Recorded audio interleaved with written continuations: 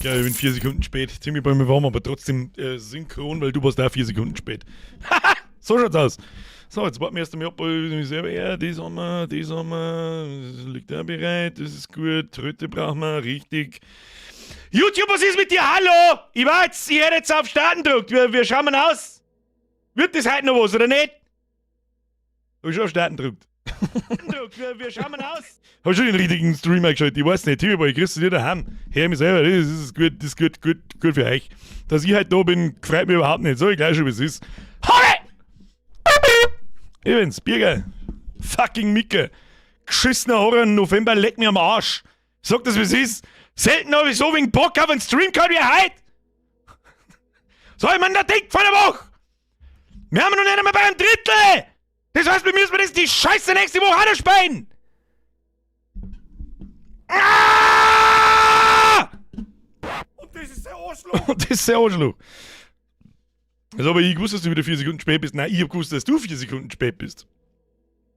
Hat da irgendwas durcheinander gebracht. Grüß mein Haufen. Irgendwas an diesem Abend Spaß macht.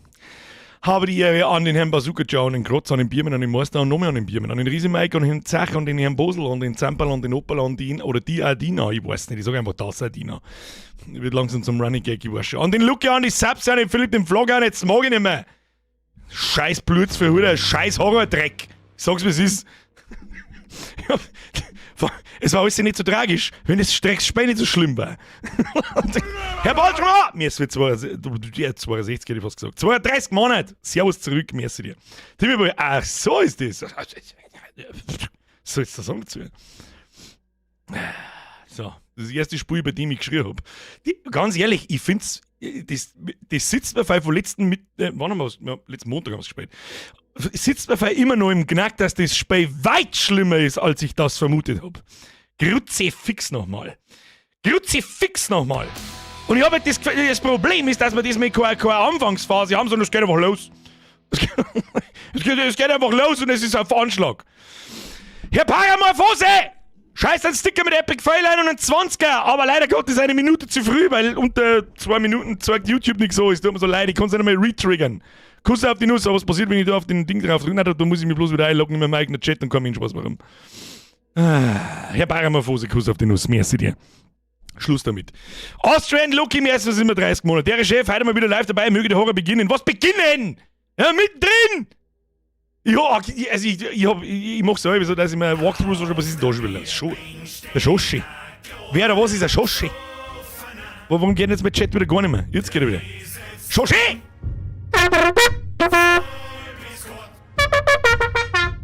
Ah, das war eine schöne Tröte. Wenn das keine schöne Tröte war, dann muss es sein. Schoshi! Welcome to the Squad. Merci für die Mitgliedschaft. Ab in den Chat! Schoshi, hau in die Ehre! Wer nicht mitmacht, Tröte tu ihr Popo. Herr Simato, bin gespannt, ob es das mal in Horror Dezember gibt. Nein, auf überhaupt keinen Fall. Ich sag das, wie es ist, wenn wir mir dieses Spiel fertig haben, ist eine dermaßen Ruhe mit Horrorspiele bis nächstes Jahr in Oktober. Ich hab die Schnauze so voll. Und ich sag's auch wirklich, heute ist das erste Mal seit langer Zeit, da wo ich da sitze und mir denke, oh Gott, ich mag nicht. Oh Gott, warum hab ich das da? Warum können wir nicht einfach das Patch weiterspielen? Das war so gut. Das war wirklich gut am Montag. Das war so gut. Warum, Alter? Von hinten kein Riesi, der Bernie schreibt, kein Riesi 9. Ja, das ist jetzt kein so ein Horrorspiel. Sicher an der Horror-Einlagen drin, aber da weiß ich, da muss ich nicht 12 Stunden lang mich in mein Sitz pressen und mit Stout schwitzen. Selbstverständlich bei mir Resident Evil 9. Dass du überhaupt Fragen machst. Spickmaster! Merci für einen allmontaglichen und allmittwochlichen Zwickel. Habe miteinander. Schon schön, dass du da bist. Der Herr Grünwald, das sind einmal Ansagen. Ja? Heute Nachmittag habe ich einmal probiert, dass ich meine Webcam einstelle, dass es sich merkt. Wir werden jetzt nicht so viele Streamer nicht da erinnern oder Leute, die sich regelmäßig mit einer Webcam auseinandersetzen. Aber kennt irgendjemand das Problem, dass beschissene Webcams sich von Neustart zu Neustart des PCs die Einstellungen nicht merken? Weißabgleich, Belichtung, Fokus, automatisch, nicht automatisch und so. Wir fliegen mal zum verschissenen Mond! Wir haben einen kleinen PC in der Hosentasche, der ist so brutal, dass ich damit 80 Mal auf den Mond fliege, 1960. Na, 800 Mal. 800 Mal Prozent Zusatzwert. Und wir kriegen's nicht geschissen, dass sich mein Scheißdrecks-Webcam merkt, er macht den Fokus aus. Mach Programm zu, mach wieder auf, Fokus wieder hoch. Der Kruzifix! Dann hat sich irgendjemand hingesessen, und aus der OBS-Szene, das ist ein Streaming-Programm, das wird jetzt auch nicht jeder wissen, aber ist auch vollkommen wurscht, und hat Camzu oder irgendein Scheiß heißt's gemacht, das kleine Programm.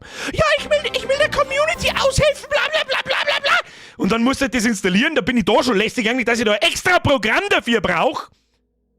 Dann installiere ich das. Ja, Einstellungen speichern. Na, du kannst es nur speichern, wenn es zahlst. Fick dich mit deinem Community-Helfer, du Mongo! So. Damit wir die Streak an die letzten 8 Streams an alle gab, gleich mit da behalten, wo was es ist. Also ohne Scheiß. Das ist die größte Narrenverarsche auf dem Planeten. Platz 1 Drucker und Druckerpatronen, Platz 2 Webcams, Platz 3 dein Mann. Nein, das ist jetzt... Was? Nein! HBDRRT ist einmal ein Ausgleich zwischen Österreich und Minga Schaffer XDD Licht leise und Ton HELLL. Felix. Das ist in Österreich und Minga Schaffer. Oh, der Minga. Also wer freiwillig im Minga wohnt, da weiß ich, dem ist Geld auch wurscht. Aber für 60 Euro hat es nicht gelangt, schon. Ich habe gesagt, bei uns hat keiner mehr 60 Euro. Herr Matschel Max ist sauber 2. Chill die Kniescheibe, Dankeschön. Schluss jetzt damit. Was ist da los? Christina! Mädels, wenn Mitglied werden, da zuckt der Speer, was?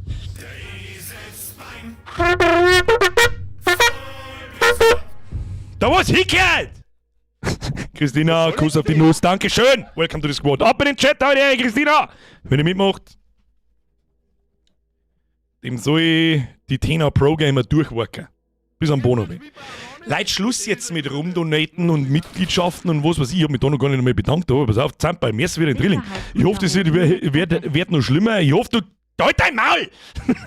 Man of Mayer, merci wieder ein Zwickel. Ich liebe es, wenn sich der Horror-Oktober verlängert. Ja, ich auch. Herzlichen Glückwunsch. Schlosser Domi, merci für 20 Monate, der Domi, der Birger. Matromax Domi, merci dir. Christina, merci dir. Timmy Boy. Flamongo, das heißt Flamongo Birger. Nein, das ist nur, wenn er pink ist. Nur wenn du pink und behindert bist, dann. Ich weiß nicht, ob die Leute von Camzu pink sind. Ich weiß nicht. Herr Antichrist, merci für 21 Monate. Du hörst erst auf, wenn du bei 666 Monaten bist, weil sonst glaubst du nicht. Was ist denn jetzt? Gibt es jetzt wieder Mitgliedschaften umsonst, oder was?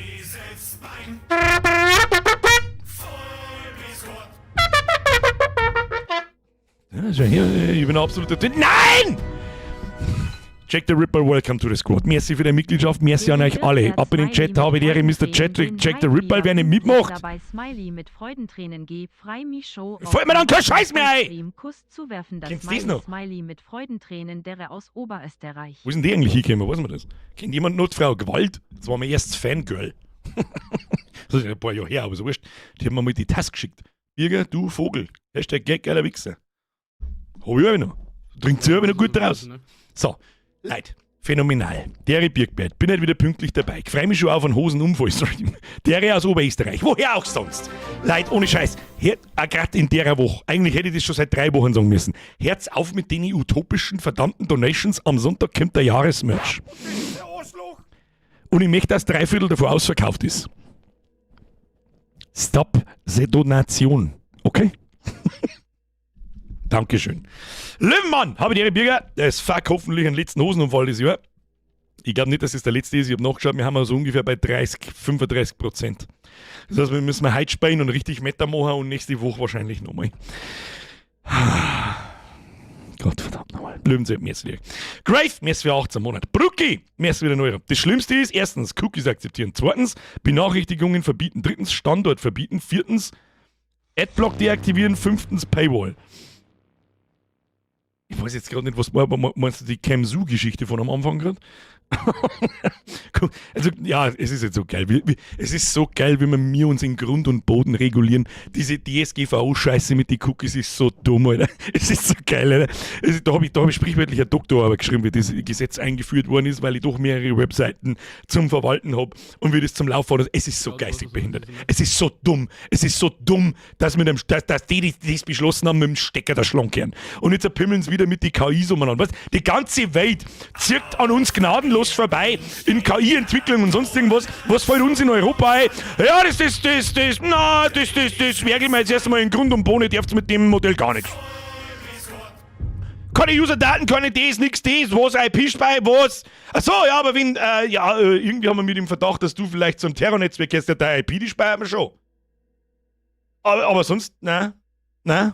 Es ist so geistig behindert, Alter. Kali! Welcome to the squad. Da bin ich, Kali! Zusammenreißen! Ich sag das. Merci für die Mitgliedschaft. Welcome to the wurde squad. an der Stadi! Universität Cambridge die erste Webcam erfunden, um eine Kaffeekanne aus der Ferne zu überwachen. Wir waren Damba Show Oid, Fett.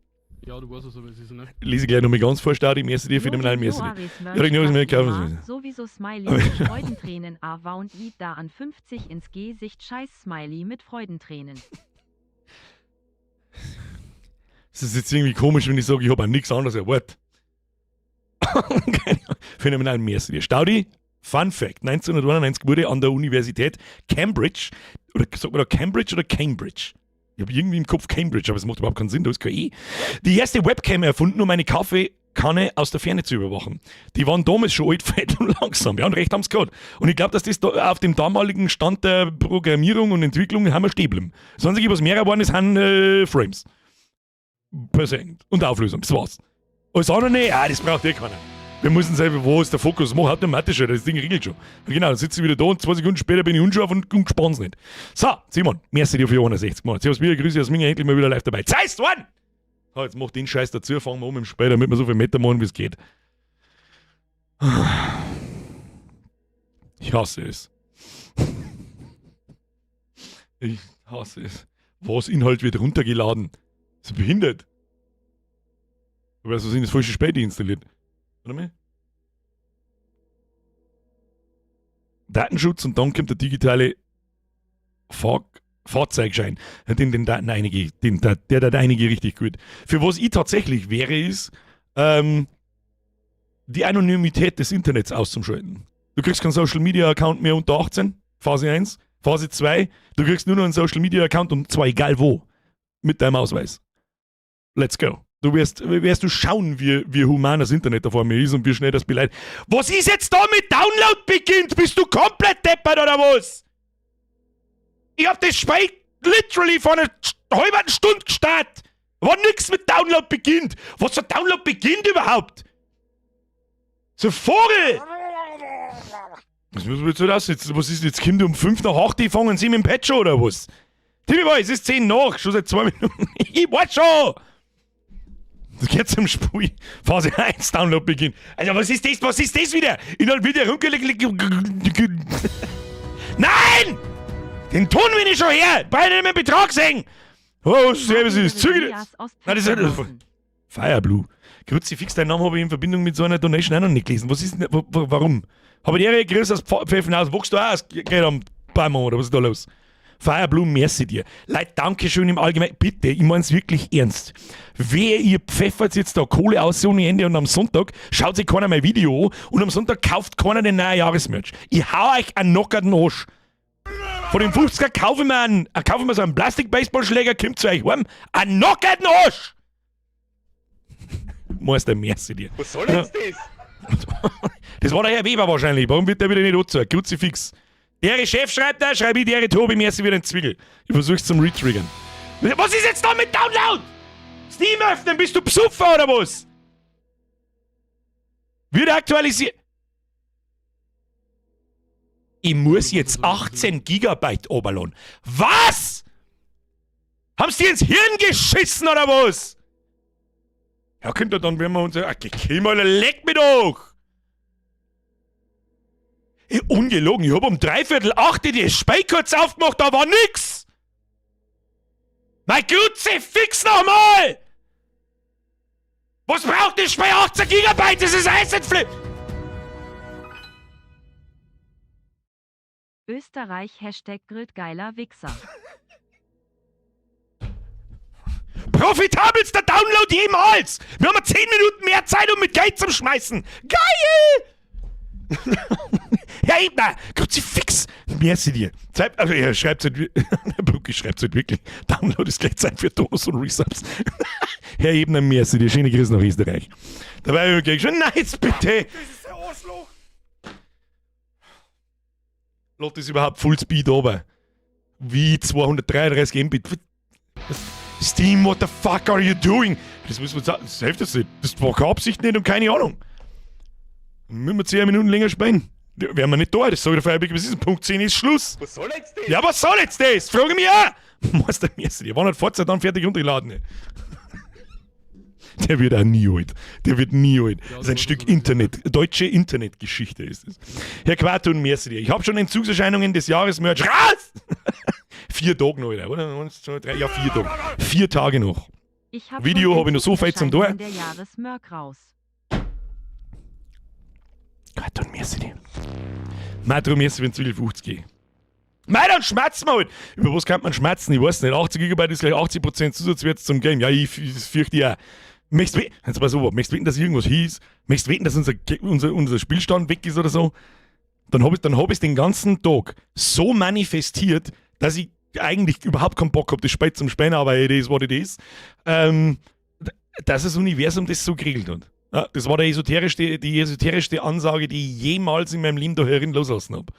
Ja, da legen wir dann jetzt an einem PC noch auf so ein, wie heißt das, da gibt es noch nicht so ein Holzpregel, blabla blub Akkumulator oder irgendein Scheiß. Da legen wir es auf, ey. Vielleicht geht's dann. Mein Grutzi, fix jetzt hier. Mein Grutz. Haha, ups. Hoppala. Ich hab 202 ohne gekriegt. Johnny,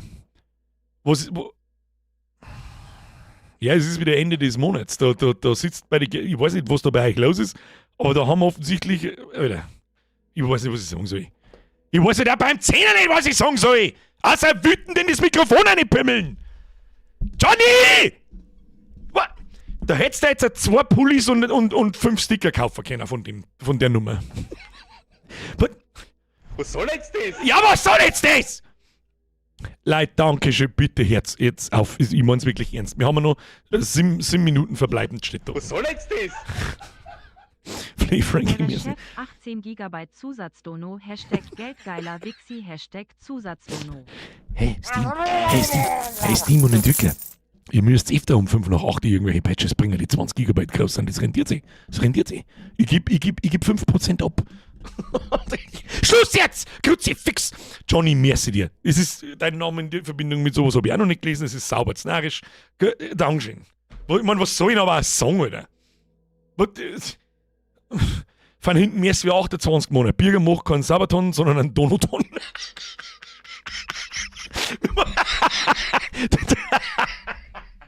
Ich habe ja schon einmal nachher, was ein Sabaton überhaupt ist. Das, wenn ich nicht gefragt hätte, ich gar nicht wissen, was ein scheiß Sabaton überhaupt ist.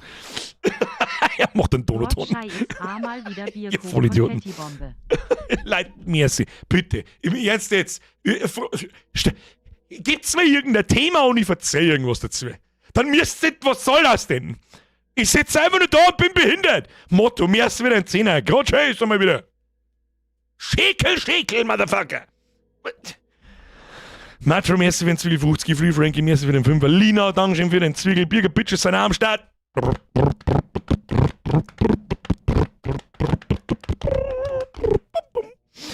So, gut, dass man das nicht gesehen hat unter der Kamera. Lina, schöne Grüße. Mein Gott, bitte, Spei, wir fertig, weil. Oh Gott! Wir haben grob bei der. Nein, haben wir nicht. Wir haben bei 8, komm, schalt um. 8,2 von 17,8 GB. Hashtag Donoton. Spielst du einmal Bodycam? Da weiß ich jetzt gerade nicht hundertprozentig, was das ist. Lass mich kurz schnell mal googeln, dann weiß ich es vielleicht. Bodycam, das ist schon der ultra realistische Shooter, oder? Ja, ist er schon. Den habe ich sogar auf der Wunschliste. Irgendwann. Aber momentan haben wir zu mit Spielen. Sag ich dir freiwillig, was ist. Wir haben auch nicht mehr so unendlich lang. Wir sehen uns die Woche noch. Wir sehen uns übrigens auch am Freitag. Spielen wir noch mal eine gemütliche Runde auch noch. Und nächste Woche werden wir wahrscheinlich nochmal dasselbe spielen wie diese Woche. Das heißt, am Montag das Patch. Das war grandios bis jetzt. Wenn das Level also halten kann, dann spielen wir das auch fertig. Das glaube ich schaut ganz gut aus. Und am Mittwoch nächste Woche.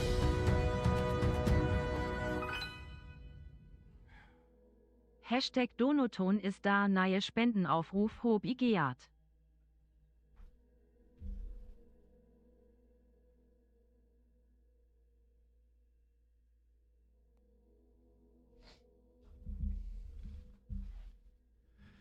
Ich habe gehört, dass das heute eventuell von Anfang an schon notwendig ist. Staudi! Donaton ist der neue Spendenaufruf. Ja, warum sage ich das Wort? Nein, nix Aufruf. Hab ich gehört. Ich weiß nicht, was du gehört hast. Ich hab gehört, ich habe Unterhosen auf dem Kopf. Ich frage mich, warum ich keine goldene am Kopf hab. So. Was sagt jetzt der Download? 4 Minuten noch. 10,8 von 17,8. Grütze fix. Irgendwie vermisse ich den Kubala. Nein, Schluss. Zampel, nein, jetzt hört. Das ist wirklich. Was ist denn das? Das müsst ihr mir erklären. Ich meine, ihr sitzt vor dem Monitor und schaut mir zu, ich schaue mir nicht zu. Donoton, Hashtag Spendenaufruf. Christina, du bist gerade Mitglied geworden. Ruhe jetzt! AMOG schafft Mitglied zum Wert Smiley mit Freudentränen. Langhotz dauert aber EZ. Hinne du Smiley mit. Aber easy bin ich da! Hoch, mitteldunkle Hautfarbe. Mitteldunkle Hautfarbe. Sie hat sich nicht traut, die ganz dunkle Hautfarbe zu nehmen, weil es kann da sehen, dass ich die übersehe. Im Dark Mode. Und der Stream ist rot. Christina, danke schön. Schluss jetzt. Kruzifix Zampal, merci dir. Rest Staudi. Wir haben noch 3 Minuten, noch 12,2 von 17,8. Mein Gott, nein. Das ist weißt du, was mich wundert? Dass das nicht schon öfter vorgekommen ist.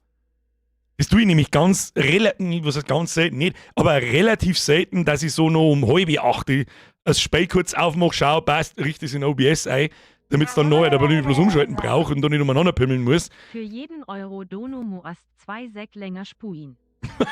Das kennt's mir mal. Das war der Donoton, ja. Das stimmt. So Sabaton-Geschichten, also ich bin mir ziemlich sicher, da verdienen die Streamer so richtig Kohle.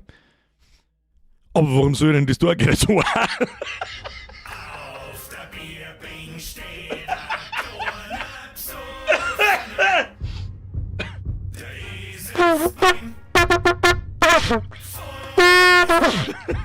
das so jetzt. Lederbuchs, merci dir, welcome to the squad, habe die bla, Kruzifix. So, der Einzige, der das lustig findet, ist der Flipnase. Oh Mann. Die anderen haben es wieder nicht verstanden. Oh. Okay. Nein, das werden wir nicht. Das ist in meiner Welt wirklich, das ist dann wirklich um Geld betteln. Was anderes ist das nicht. Ich meine, ich zwinge euch ja nicht, dass ihr mich da mit Geld zu scheiße. Das ist halt einfach. Lederbuchsenmann, welcome to the squad, merci für die Mitgliedschaft. Herr Bötzi, merci für den Zwiegel. Hey Birger, am 3.3.26 kommt WoW Midnight. Was? Am 3.3.? Was? Moment mal. Release WoW Midnight Add-on. Was?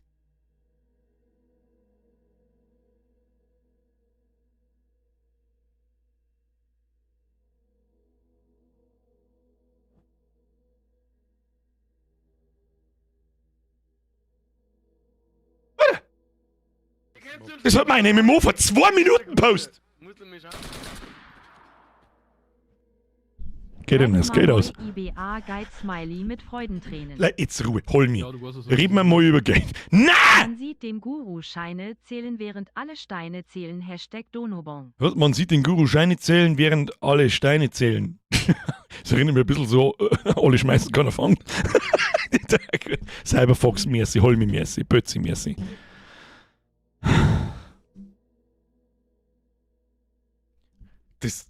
Wir haben aber 91%.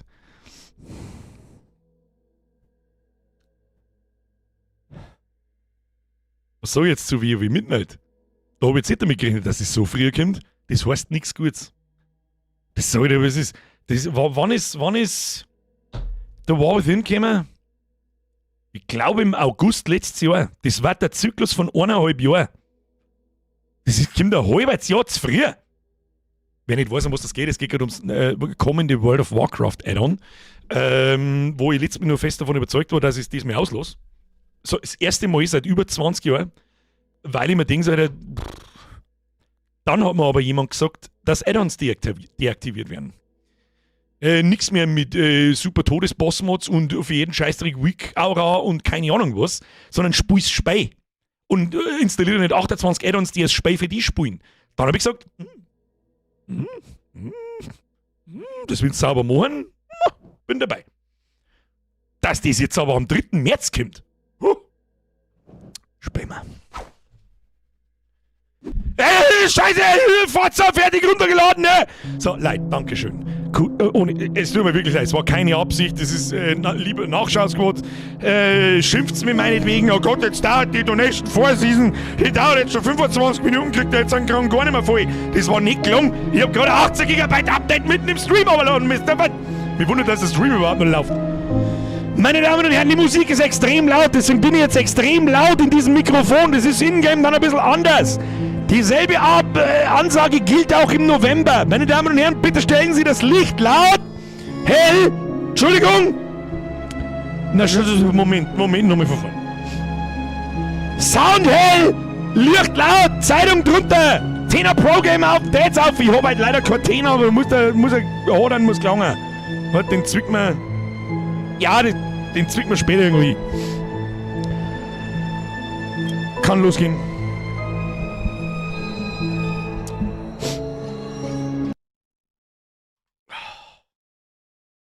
Muss mich erstmal mental darauf vorbereiten.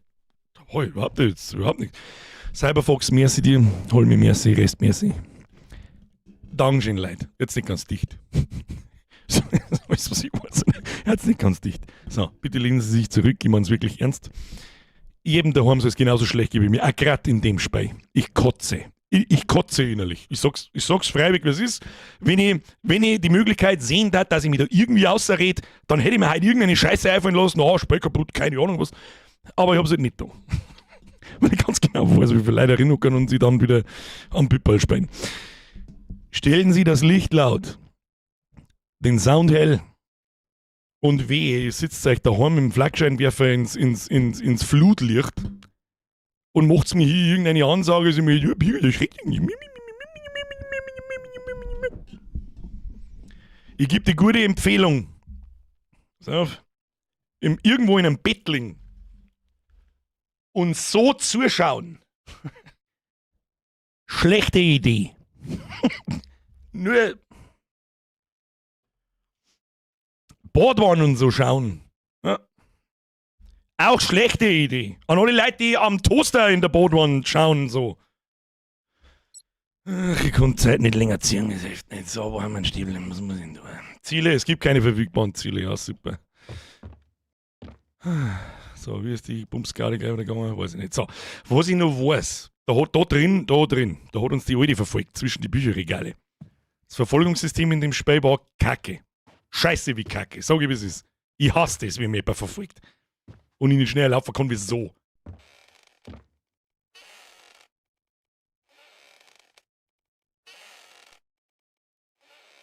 Das war der Cliffhanger letzte Woche, ich weiß es noch.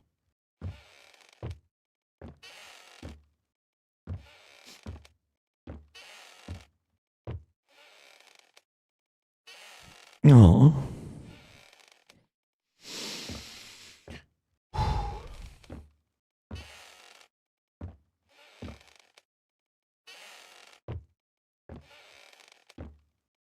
Richtig, Herr Burning Crusade, und die Verfolger sind 99,8% so schnell wie du.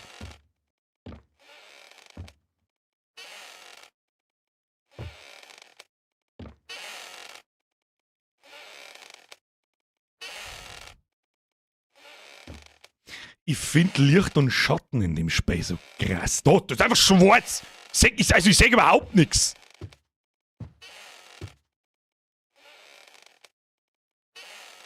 Warum habe ich jetzt da noch mit zurück oben geschaut und woher haben das die Entwickler gewusst und warum ist jetzt da wirklich...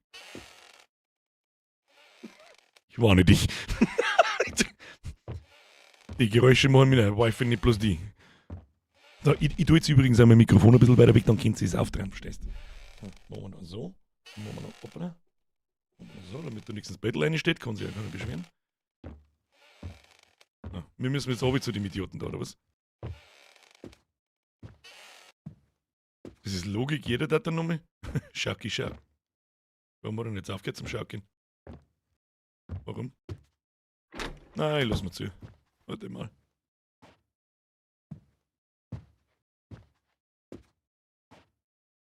Es ist ja überhaupt kein gutes Zeichen, wenn es einfach Mucksmeißelstein ist, oder?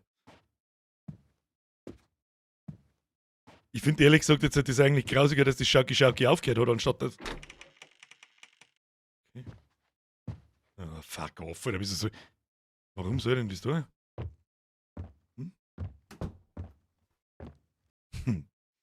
Die Rede bist du her, dass du irgendeine Scheiße machst. Ah ja, freilich folgt mir den Blutpfeil bei unten.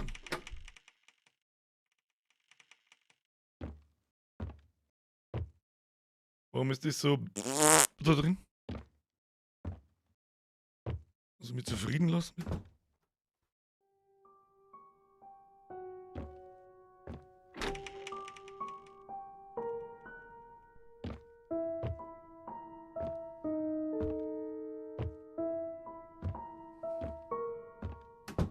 Ich trau halt keinem Eck. Da waren wir doch gerade, oder?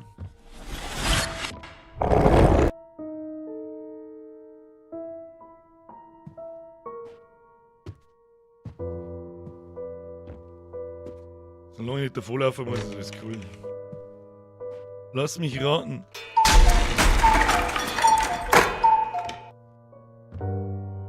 Nein, ich rate lieber nicht.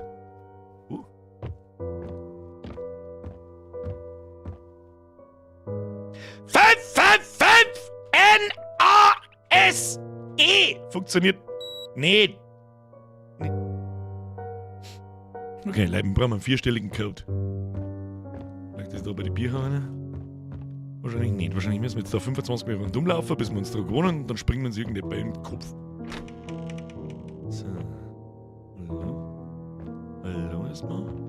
Was hat es zum Bedeuten, dass du herin, ich weiß nicht, ob man das im Stream dann also sieht, das ist alles ein bisschen. Was ist das da? Ein Bong? Ich darf jetzt nicht mehr sagen, aber es ist. Nein, darf ich nicht.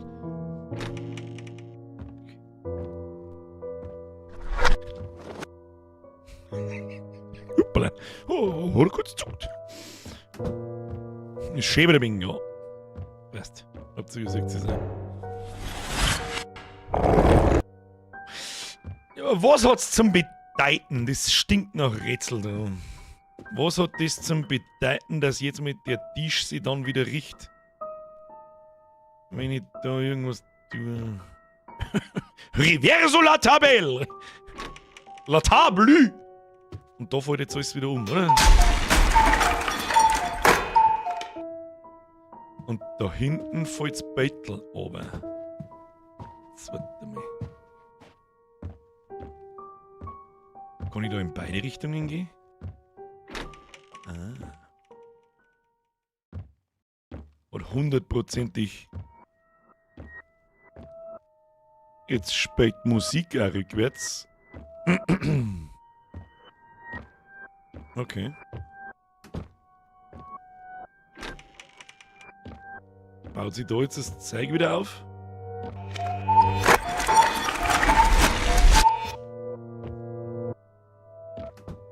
Lass mich raten, ich muss jetzt da einmal rückwärts gehen, dass er da wieder in dem Stuhl drin sitzt.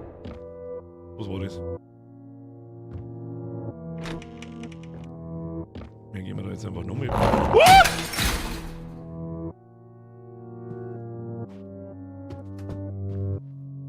Wann eigentlich die Teller hier verschwunden, das weiß man nicht. Das ist gut gemacht, das ist eine gute Idee. Ich blick nur noch nicht so ganz durch.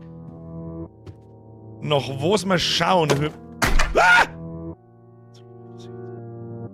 1968! Bitte merken! Das haben wir gesucht. Das heißt aber normalerweise auch, dass da immer ganz böse Sachen dran passieren.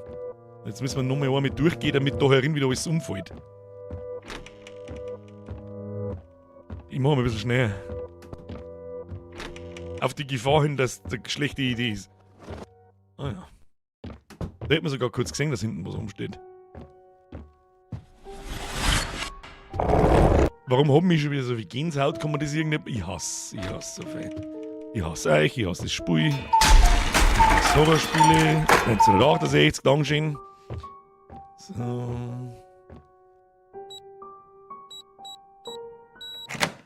Beep, beep, motherfucker! So, what do we have here?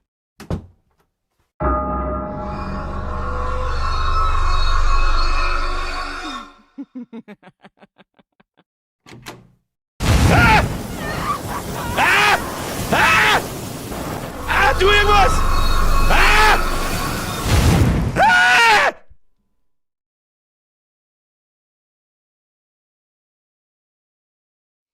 Was?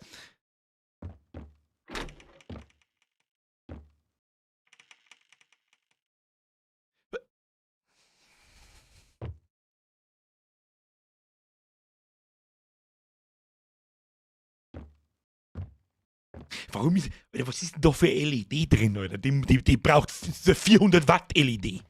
Die gute alte 400 Watt Osram. Tür blockiert. Oh, haben wir jetzt wieder in unserer Wohnung. Dann ist es der Safe Room. Ja, Safe Room ist ein guter Room. Bestigster Room. Oh, Jesus Christ. Du bist gar nicht der Jesus Christ. So. Na gut. Soweit ist alles entspannt. Ja, das geht so.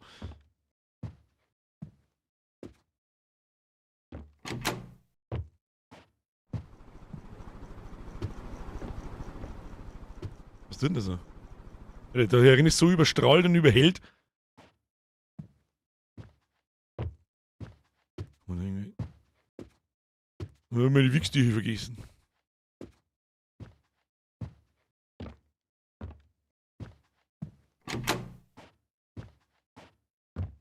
Ah ja. Das bin ich die. Ich mach nichts. Ja, genau. This can't be right. The photo clearly shows a third door. It's not here anywhere.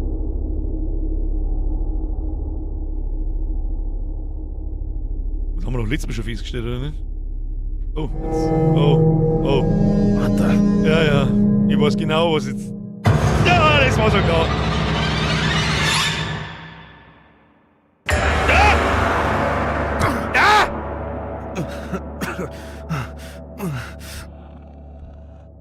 Oh no.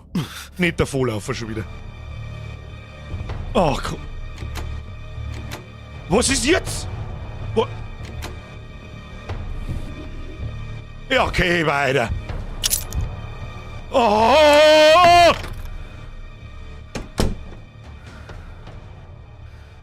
Oh!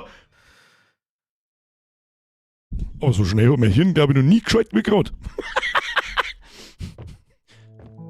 Sehr gut! Absolutes Pro-Gaming! You know, as I hear you play my favorite piece, it makes me happy. You've got an incredible talent.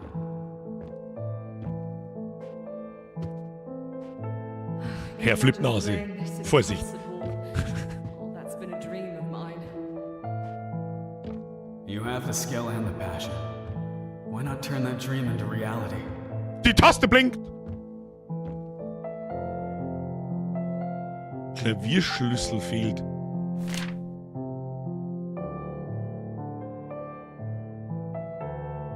Was soll denn das erste für Zahl sein? Bin ich behindert oder was? Probieren wir es mal mit 963. Oder was soll das sein? Du musst noch so. Okay! Und mein Licht ist wieder oben. Du bist eine Frau, du darfst es. Und du bist schlau, du darfst es.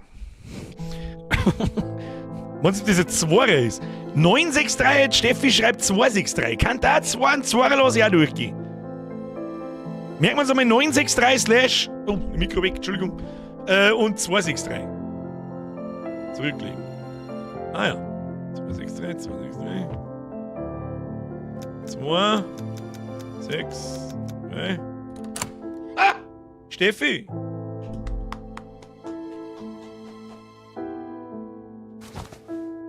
ist ein Klavierschlüssel. Was tut man mit dem Klavierschlüssel? Normalerweise eine Klavierstimme, oder? Warum fliegt jetzt der Stuhl? Sehe ich da jetzt annehmen. Was ist das?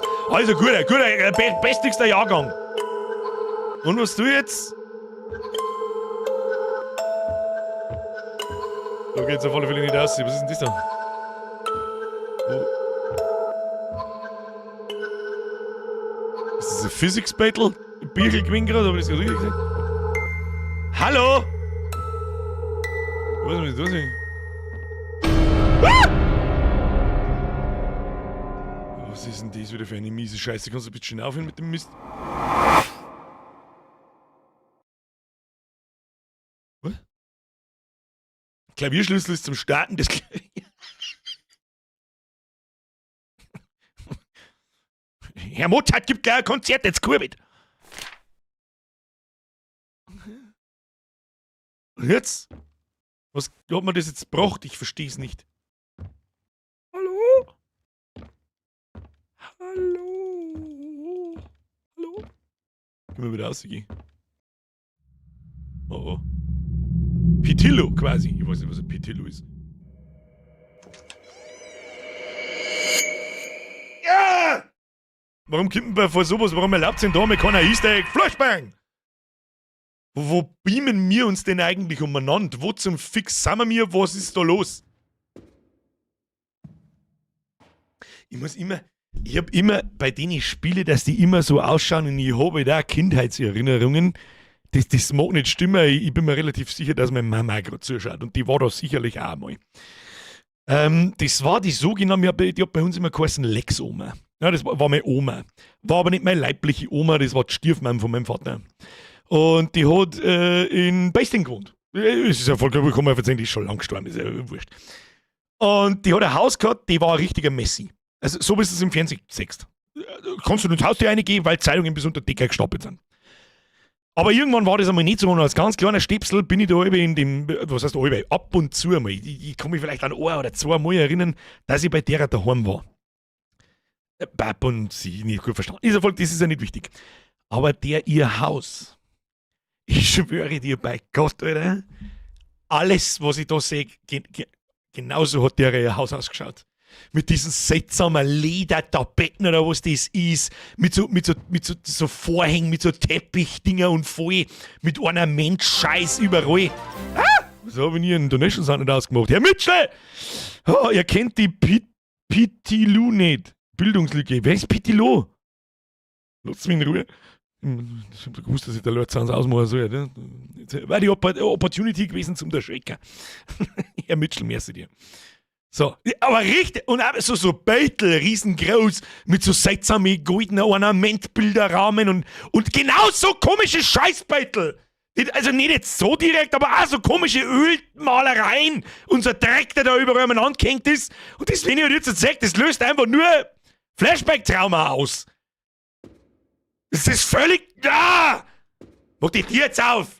Oh, wer biegt in eine Lederhandwind da nicht? Ist das ein... Ja, genau, sehe ich nicht, Beitel da. Da sowas mit so komischen Blärmen und so goldenen Rahmen und so ein Mist. Da ist ein Kruzifix.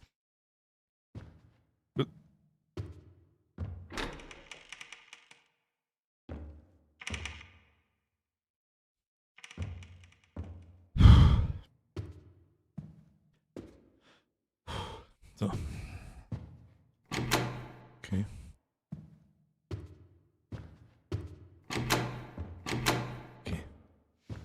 Man Spoiler kennen.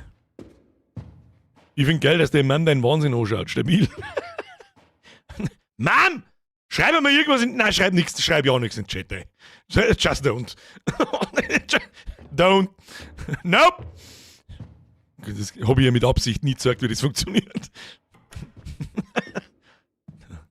Also, sowas ist da natürlich nicht drin, klingt so komisch. Sowas da halt auch nicht und sowas da und keine Ahnung. Ja, da ist ein Rollstuhl umeinander gestanden und so Schaukelstühle und Treppen haben so richtig übertriebene Geländer. Jetzt ist so wie da, aber halt ein roter Teppich auf dem Holztreppen und so. Oh Gott! It can. And I believe it should. You owe it to yourself. Warum man wieder ins Stockfinster nicht wirklich einfach ins Schwarz rein? Okay, Gott sei Dank.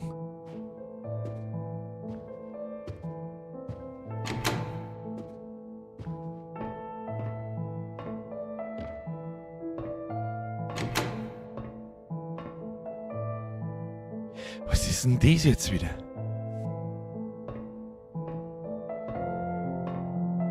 Anulu Balla Balla? Einfach Safe House, das Spiel wird immer besser, finde ich. Ich habe heute mal Bewertungen durchgelesen, durchweg auch gut. Aber 30 € ist zu viel dafür. Ohne dass wir es bis jetzt fertig gespielt haben. Aber das entscheiden wir, wenn wir fertig sind. Jetzt machen wir erst einmal Meter da. Servus Birgmam, habe ich die alte Bürgerin. Servus Mama Birger. Jetzt wollen wir Insider her im Backstage von einem Konzert, glaube ich. Ja, ja. Birgermann, wie oft hast du seine gebrauchten Hodern weggeräumt? Sein Mauletrottel.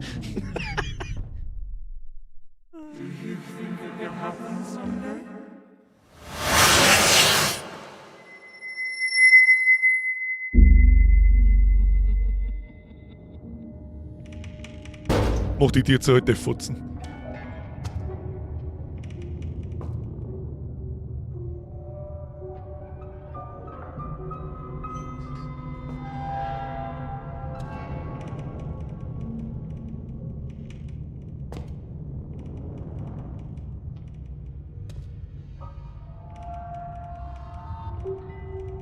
Was tue ich da herin?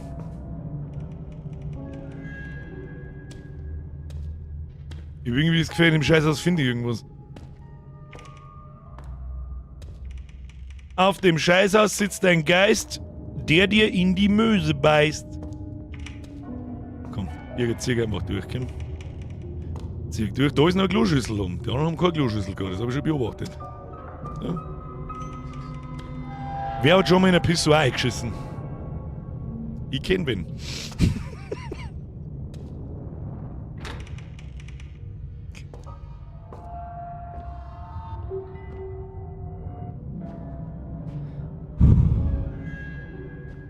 Komm mal abziehen, verdammt, das hätte ich testen.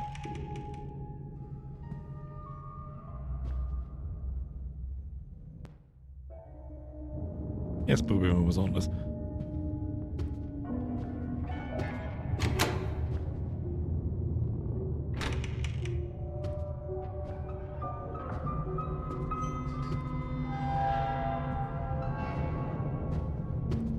Schränkerl kann man nicht aufmachen.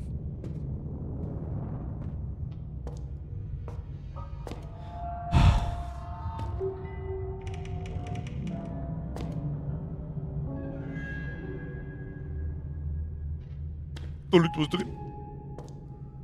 Ah! Stromhebel?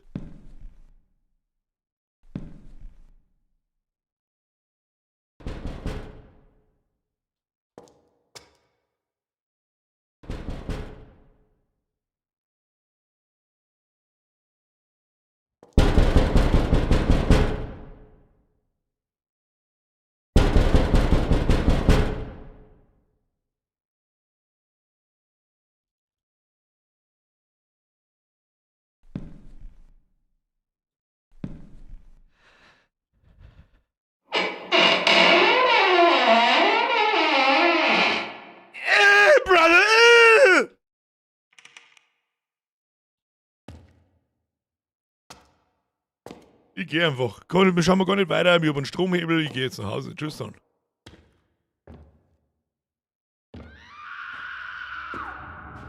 Einfach laufen. Gar nicht lang zuschauen. Ah! Ah!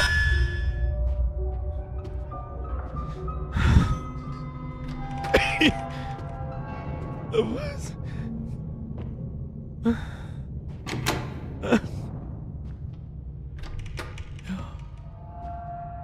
Na, nein!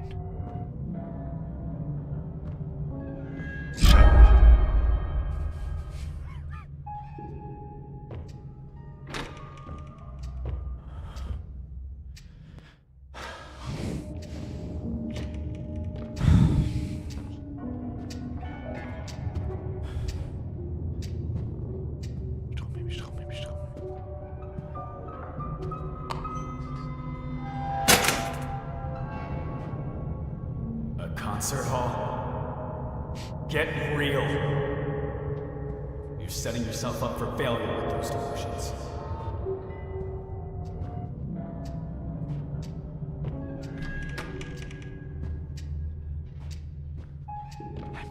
Einfach durch, nicht. Kann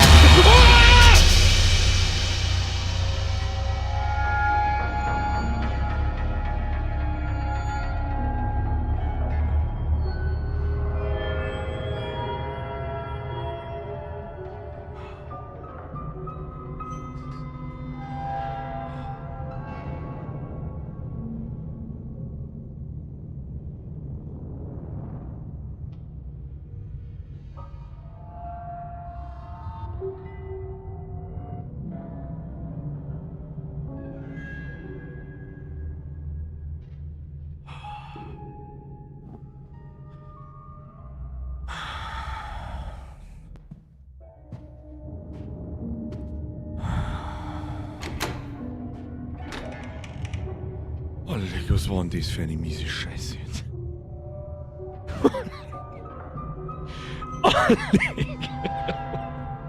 War ihr drecksverschissenen Arschlöcher, Alter. Was, Alter, da ist keinerlei Anzeichen für ihr. Fick dich doch da, Alter.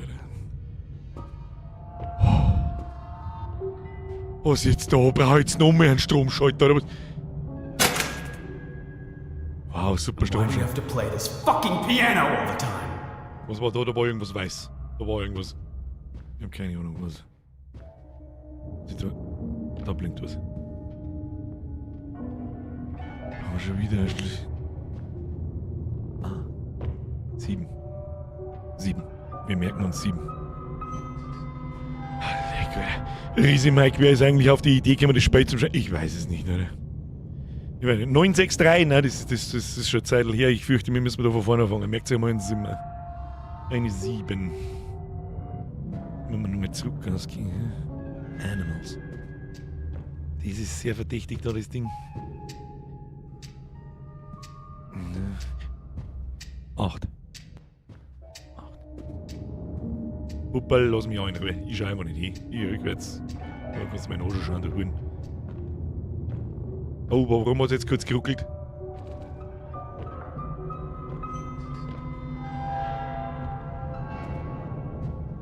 Schauen wir noch mit da raus.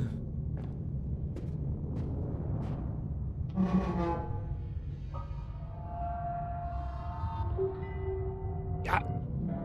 Sehr gut dann. Was tut das? What do you mean, my favorite song? This is the worst song I've ever heard. Was hat sich denn jetzt geändert? 7, 8. 7, 8, 3. Machen wir mal 3, 8, 7. 3, 8, 7 oder 7, 8, 3. Mir fällt gar nicht auf, ist das falsch da gestanden? Ich weiß nicht. So, Puppel, du lässt, ich weiß ganz genau, dass du nochmal irgendwas tust. Ficken sie sich, ich schau einfach nicht hin. Nicht nochmal. Nicht. 387 oder 783. Kriegen wir schon. Chill die Scheibe. So. 7. 8. 3. 3, 8, 7.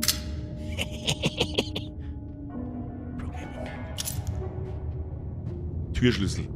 Wow, toll! Oh! Gott sei Dank! Der Türschlüssel! Ja, Gott sei Dank ist einfach der. Gibt da bloß eine Tür! Im Umkreis von 1000! Kann mir jetzt einmal irgendjemand erklären, wer der Pity Lou ist? Währenddessen. Ja. Gas. Oh, Nadine hat alle möglichen Kombinationen zusammengestellt. Ja? Das nenne ich Einsatz. Ah? Das sind mir gegeben worden. Oder jemand nachdenkt. Das gefällt mir, wenn Leute nachdenken. So. Ach du Kacke, du wirst doch mir nicht verzeihen, dass das Beutel... Na, wir gehen da hin, was hell ist. Wir gehen nur da hin, was hell ist. Ich mag nichts wissen von irgendwelchen finsteren Sachen. Da kann man nicht hin. Ah ja, grün. Oh, da sitzt sie vorne. Und das stinkt schon wieder nach Rundumlauferei, wenn ich da zwischen die Bänke umeinander rennen kann. Stinkt. Okay. Da haben wir gleich mal was. Da ist der Notausgang, da ist ein Notausgang. Kann man den bedienen? Nein, kann man nicht. Kann man das Ding bedienen? Nein, kann man nicht. 100%, müssen wir jetzt gleich wieder vor die davonlaufen. Ich kotze. Peter Lewis aus dem Bud Spencer und Terence Hill Film. Da haben wir schon einmal drüber geredet. Ich mag die Filme, aber ich hab's nicht 800 Mal gesehen, erinnert mich nicht mehr.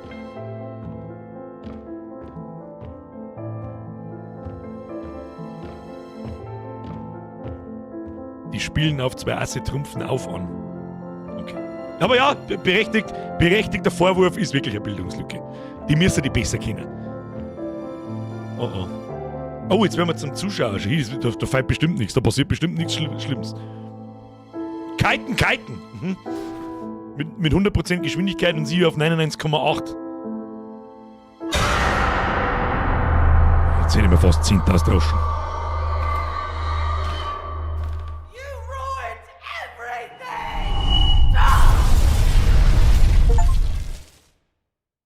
Achievement. Shattered Dreams. Ja, Nadine, da hast du recht. Predictable. Absolutely predictable. So, wo haben wir ihn jetzt? Trümmerhaufen. Ich mach den Vollsprint, solange mir nicht wieder irgendein schwarzer Spacko ins Gesicht einfährt. Ich tue mir das Mikrofon weg, Entschuldigung. Nein. Ich schau gar nicht rundum, mich interessiert ein Scheißdreck, was da rundum ist. Ja. Ja, da fährt ein bisschen was runter, ich werde schon passen. Sie, die alte spielt gern Klavier. Hätte sie dann noch mal weitergespielt und mir mehr Ruhe lassen. Ich weiß nicht, was so für ein Scheißdreck. Wortwörtlich Shattered World. Das ist absolut richtig, ja, aber warum wir mir auf den Steg umeinander gingen, das weiß ich nicht. Beeindruckender Vollsprint. Ja, ich kann halt nicht steuern. Hier. Also, an die Entwickler. Also 10% mehr Sprintspeed kann man uns schon geben. Ja? 10%, Alter. So, wo haben wir jetzt? Muss ich da hochspringen, oder was? Ist dann, nein, da nicht. Oh no, wetten, dass hier so ein Battle rausfährt?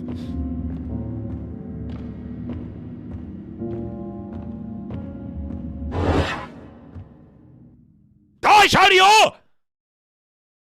Oh shit. Ich hab das mal nicht angeschaut. Das ist kein Battle mehr.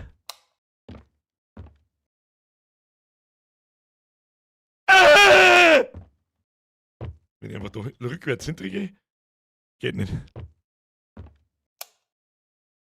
Ich geh jetzt einfach hin.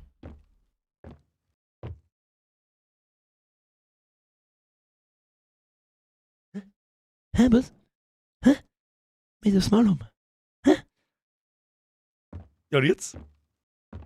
Probieren wir es so mal. Geht auch nicht. Also, Alter, wie miserabel Scheiße ist denn das?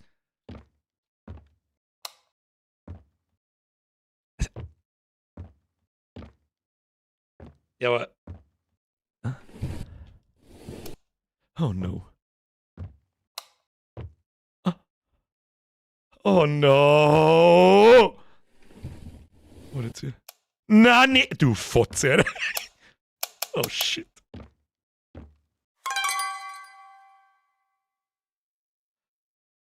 Los mich! Ja! Nur mal kleinen untersten Schubladen. Na, der geht nicht. Ja.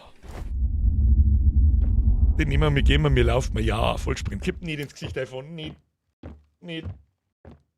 Nicht.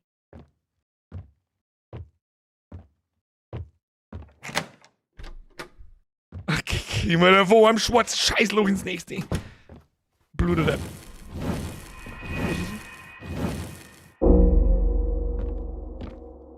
Was ist jetzt? Was? Das kann nichts Gutes heißen. Ich bin da in einem... Ich kann was dem Kreis nicht rausgehen. Warum nicht? Oh no.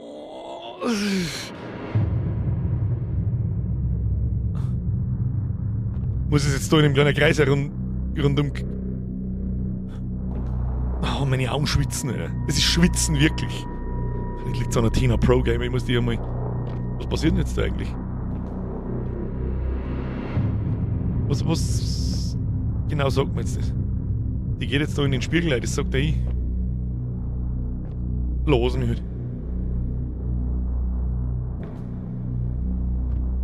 Ich meine, die muss ja irgendwo sein. Die alte.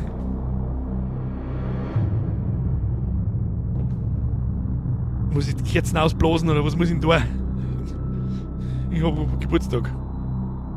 Oh no. Wir wissen alle, was passiert. Kinder, wir wissen alle, was passiert. Ja, ja. Ja, ja, ist mir schon klar. Ja, ja.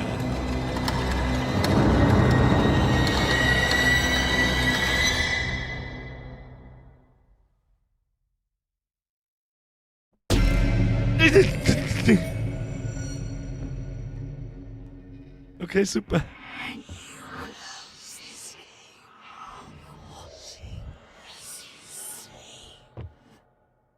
Hä?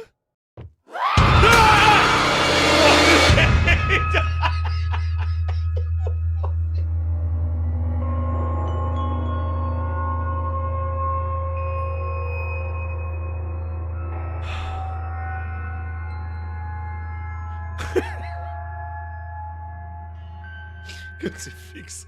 Kruzifix haben die Jumpscares gut gemacht. Leck mich bloß am Arsch, ne? Leck mich bloß am Arsch, ne? Leck mich bloß am Arsch, ne? Wer, jetzt mal eine Frage, die man...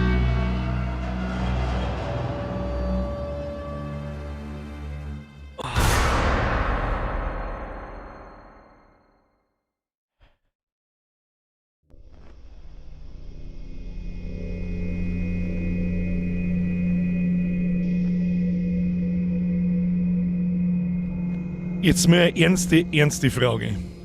Es gibt ja Leute, die sitzen allein daheim, die ist langweilig, hey, ich hab jetzt Bock, was zum Zocken. Hey, das schaut doch gut aus. Das kann cool sein. Und dann sitzen die da und spielen das. Allein. Warum? Jetzt muss ich mich schauen, ob es eine FPS-Begrenzung gibt in dem Spiel. Oh.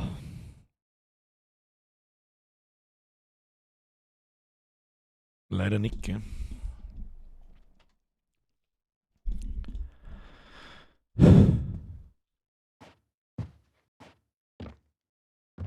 Lichtschalter geht nicht. Haben wir jetzt wieder in unserer Bude oder haben wir in einer alten Bude? Keine Ziele. Keine Ziele. Lichtschalter geht nicht. Spielen und schauen sind zwei verschiedene Dinge. Ja, das stimmt. Spielen wir das nicht. Zuschauen gerne. Mhm. Herzlichen Glückwunsch mir. Ihr Arschlöcher. So, die...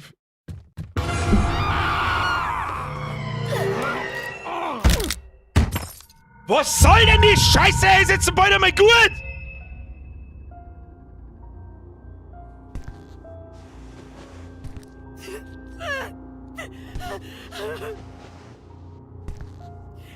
What are you doing? Nein, nix doof. Hallo? Dürft ihr mal chillen jetzt da? Das war nix doof.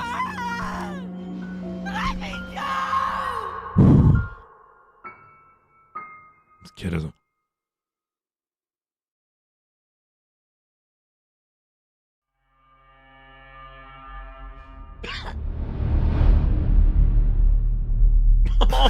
Ich spiele für dich auf dem kleinsten Klavier der Welt. Dun, dun, dun, dun. Bing, bing, bing, bing. Bing, bing, bing, bing. So, platziere die Klavierminiatur im Sicherheitsraum. Oh, das ist ihr Item, das heißt, wir haben sie durchgenommen. Oder sie uns, da bin ich mir nicht so hundertprozentig sicher. Oh, in der Finsternis wieder heilige Scheiß aus Party. Warum ist denn da schon wieder stockfinster? Kannst du das unterlassen, bitte? Wo ist denn sofort Lichtschalter? Los. Auf mit der Scheiße. Kapitel fertig. Ja, hier erzähle ich mich über Ofen. Na! Alter, die Physik von den Tieren, ich flippe aus. Flea Frankie, Frage, spielen wir nicht einfach B-Simulator, bitte? Let me go. Place the second collectible in the safe room. Also sie hat schon ein bisschen Faustdicker hinter die Arbeitsschel gehabt wie er. Mit dem Messer. So, oder was ist? So. Fällt noch das Kind. Gibt nicht recht viel verstörendere Sachen wie in Horrorspielen oder Filmen. Kinder. Sehr schön. Wird sicher super. Das wird... Ah ja, geht schon los. Ja, freilich kannst du mitfahren. Da fährst du mit. Lass mich raten, das Kinderzimmer geht jetzt auf einmal auf und dann geht's los. Kinder, Ach, gefickt dich doch. Obi kämen nicht.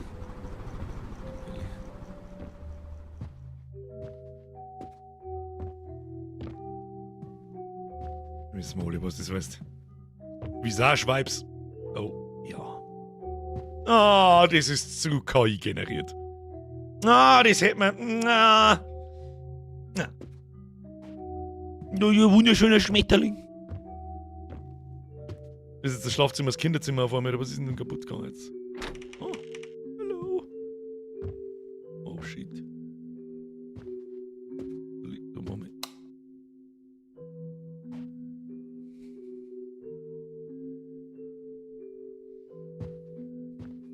Oh, wir brauchen wieder einen Code.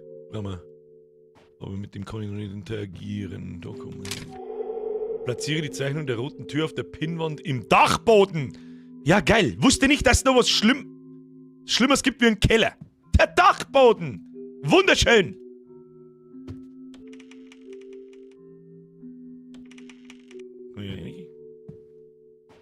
Na.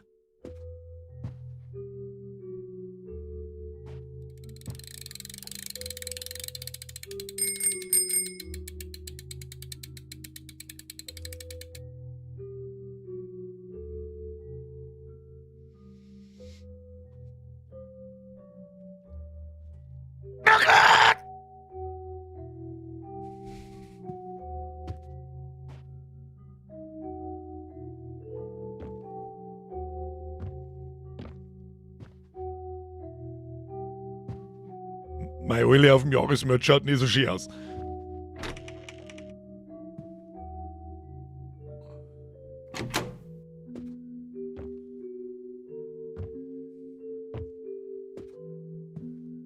Da kann Licht schön.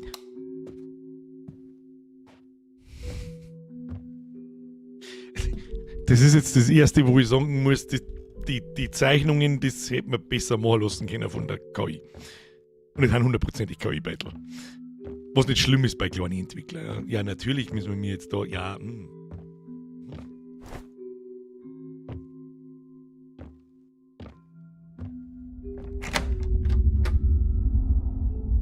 Oh, fuck. Pinnwand.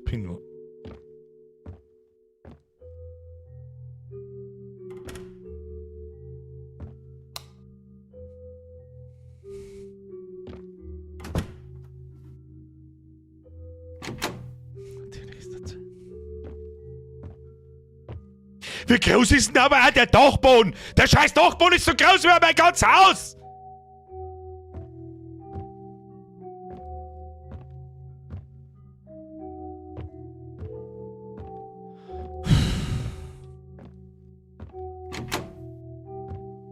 Nu kann du fahren.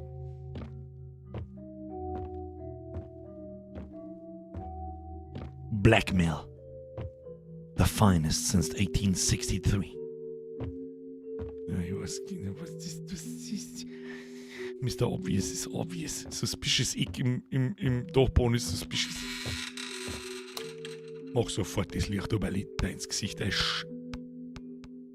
Oh, das haben wir im Trailer gesehen, das weiß ich noch. Ich außen rundum. Outplayed, bitch. Da kann man nicht aufmachen. Sagt da irgendjemand Pinnwand? Ich sag da keine Pinnwand. Keine Frisur. Ich sehe keine Pinnwand. Schieß den Ball. Ich schieß den Ball. The very best of 70s Pop. Würde mich interessieren, was the very best of 70s Pop ist. Was ist die? Ich hab vorher schon gemeint, der scheiß Dachboden ist riesengroß. Dabei ist er wirklich atomar riesengroß. Was? Choo-choo, Motherfucker. Ja, ist schon recht. Da vorne ist der Lichtschalter links. Nee, das Augen wird narrisch. Geht schon wieder. Jetzt schon wieder, oh ja, okay, freilich, Dachbodenluken, ja, du bist da wieder dabei, ist eh klar, darf ich mich hinkommen. Nein, sag's nicht. Sag's einfach nicht. Kann ich Witze drüber machen. Passt schon so. Oh ja, super, da sieht man ja ganz viel. Das ist ein richtig schönes Arbeitszimmer. So richtig mal später ein dann. Mhm. Ja, Brain Damaged. Wann machen wir einen Horror-VR-Stream? Wird nicht passieren. Da tue ich mir bloß weh, ich mache das Equipment kaputt oder sonst irgendwas. Wird nicht passieren. So einfach ist das. Grässliche Scheiße. Box. Da schon wieder Blut drauf pickt, mag ich gar nicht wissen, was drin ist. Gehen wir da rein. Ich will es nicht wissen. Muss ich so wie aus riesig schon ein bisschen. Du hast recht, Jodel Max. Da hast du selber recht. Mal spicken. Das ist wirklich wie eine kleine Wohnung da herum schon, ja. Lass mich raten, sie haben wie ein Bart seinen Bruder, haben das Kind einfach da aufgesperrt und gesagt, oh, ja, das wird schon. Ziel aktualisieren. Ah, wieso? Oh, fuck. Oh, fuck. Aha, ja, super. Toll. Aha. Scheiß Bären sollst du da aufräumen, du Rindviech, du kleines Arsch. Krampenkind. Was ist das?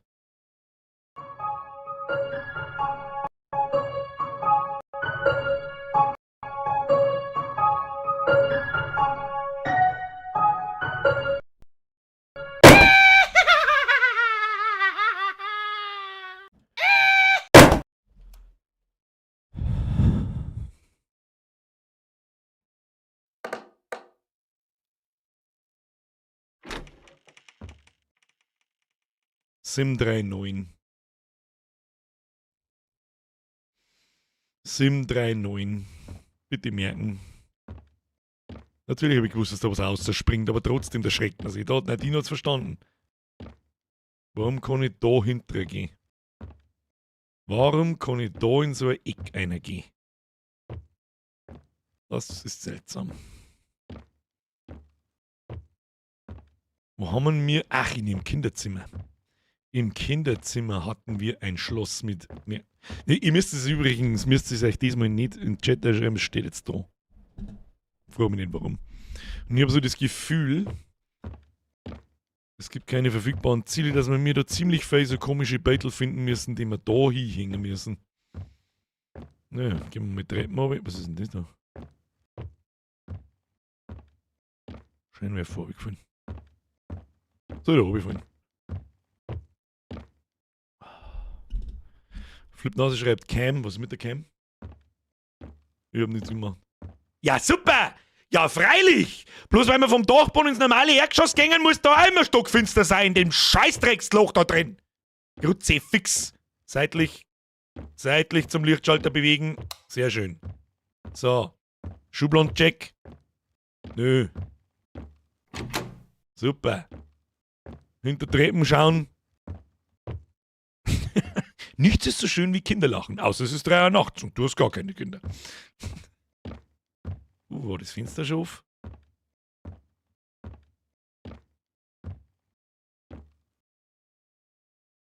War das schon auf? Weiß ich nicht.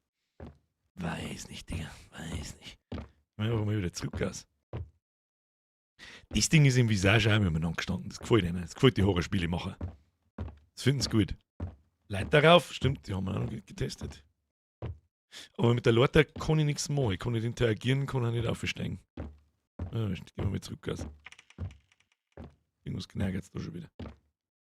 Schluss. Das ist auch sehr verdächtig da. Wieso kann ich da so in so Ecken rein und so? Boah, leck bin ich jetzt der Warte, mir läuft zuerst gerade ein Bugel. Es hat schon noch irgendeinen Sinn, dass man sich da dahinter verstecken kann. Mark my words. In jedem Raum ist so ein... Das Viertel ist da vorher nicht gestanden.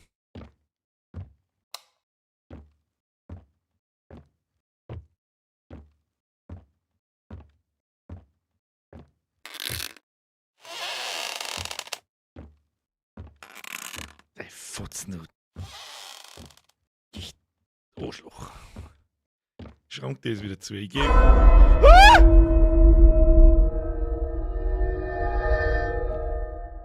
Die machen trotzdem auf.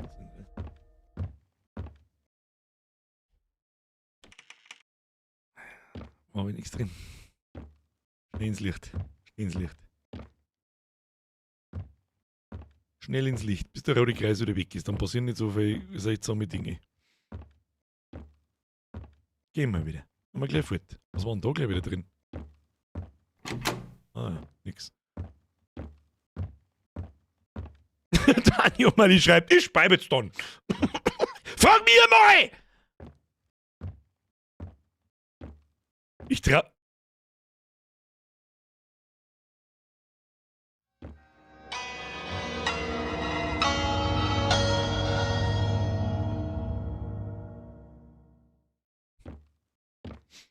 Ich hab grad gespielt in mich hinein. Lass mich ran, da geht's jetzt auch nicht mehr rein. Doch. Oh, fuck.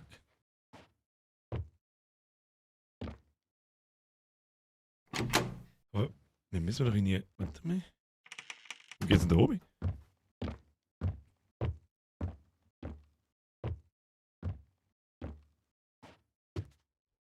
Hallo?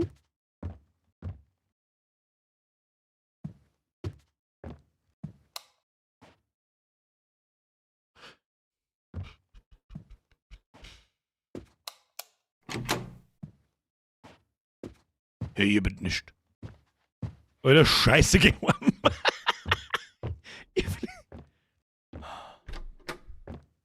Wo waren jetzt gleich wieder ihr geschissenes Kinderzimmer, Alter? Das war doch nicht. Wo ist denn der Lichtschalter? Lichtschalter schneller. Komm. Wo ist er? Okay. 739. Do you want to draw something? Okay, what should I draw? Oh no. Since you picked up a yellow Gelber Marker. we can start with the sun. Roter Marker. Schwarzer Marker. Blauer Marker. Pinker Marker. Ja, wie viel muss ich von denen finden? Hä? Ach so. Perfect. Now let's continue with the grass.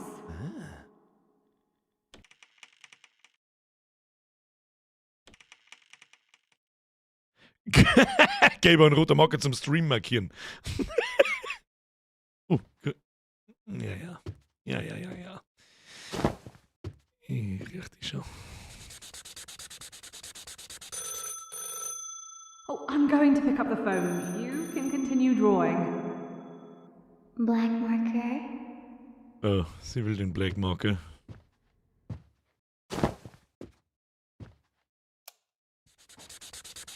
Oh, you already finished drawing. It's very beautiful. Who's behind Dad? Oh, him? He's Dad's friend. He's Dad's friend. He's Dad's friend. He's Dad's friend. He's Dad's friend. He's Dad's friend. Friend?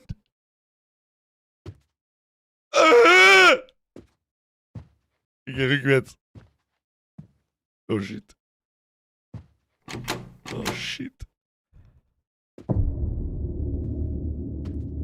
Oh shit. Ah! Ah! Was? Ah! Kruzifix! Mach das!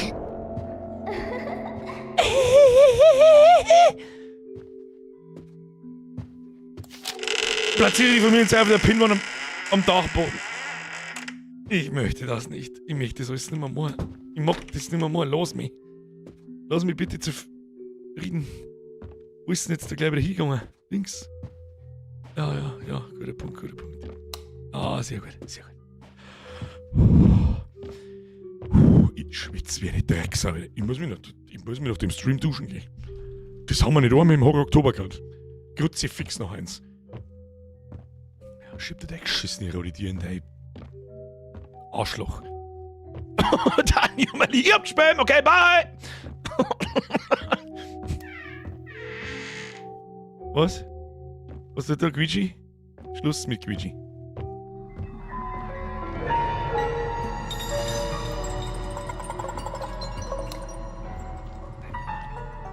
Fresse heute ein Arschlochkind.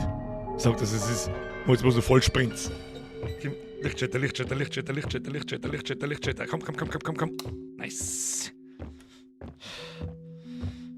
Ah, warum haben sie immer Kinder? Warum haben Kinder immer am schlimmsten?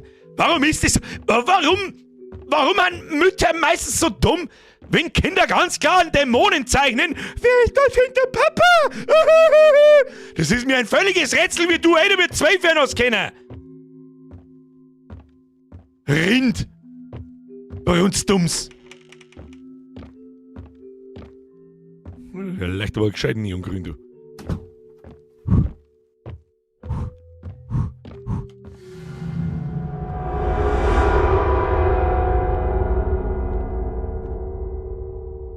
Die Fussi von Bärli blinken. Bärli Fussi. Always kind. Be you. Was ist? Was ist hinter mir?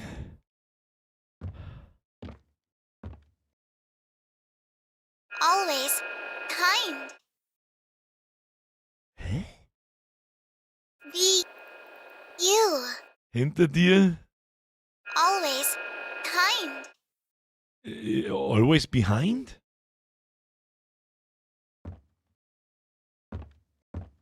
Mit einer Schublade? Na? Haben wir irgendeine Idee, was das bedeuten kann wieder? Wollen wir schauen. Weiß nicht, Digga, weiß nicht. Druck's in der Reihenfolge O. Aber was denn? Kommt bloß links oder rechts. Be you. Be you. Drück gleichzeitig, na, geht nicht, da verschwindet. Be always you. Kind. Always behind you. Ja, das war so klar! Was ist jetzt?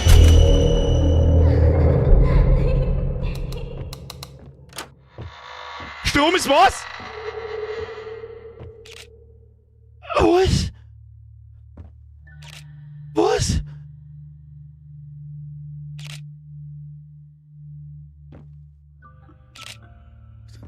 Na.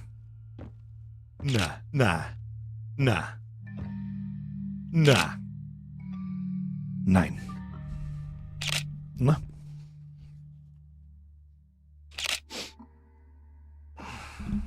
Na.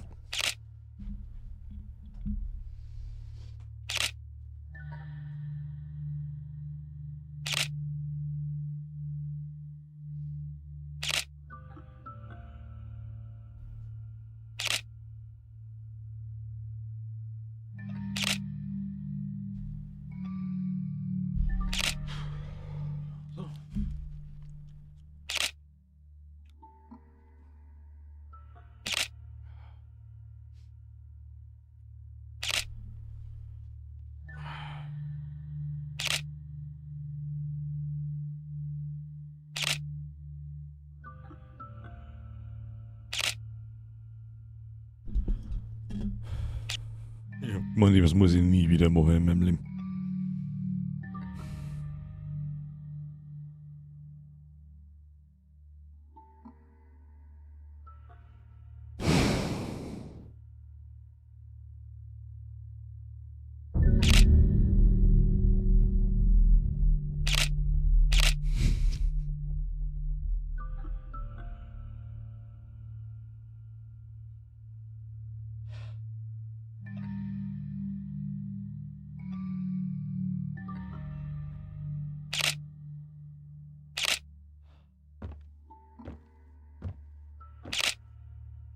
Prüfe den Stromkasten im Keller.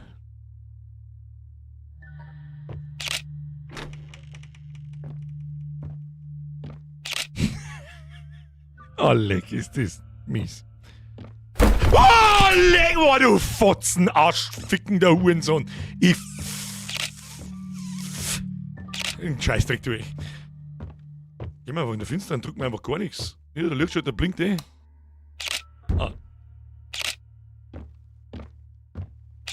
Ah.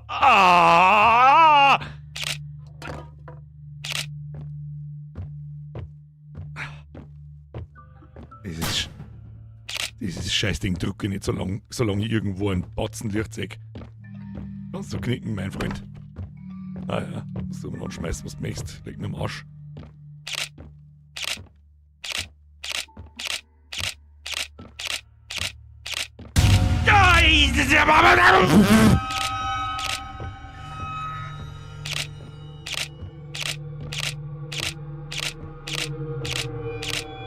Ah, da steht der Hund dahin. Na.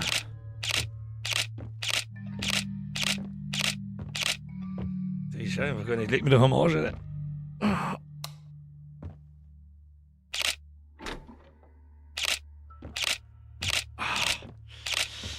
Ah, leck, ist das eine miese Scheiße! Wer ohne Scheiß dieses Visage-Arschloch, das diese Mechanik erfunden hat!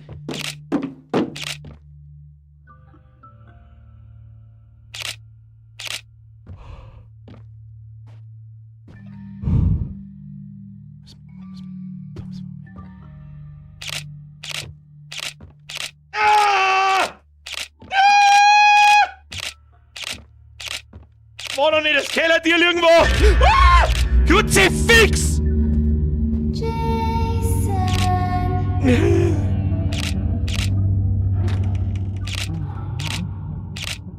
Wer ist der Jason? Bitte nicht der Jason. Ah! Ah! Ohne Scheiß.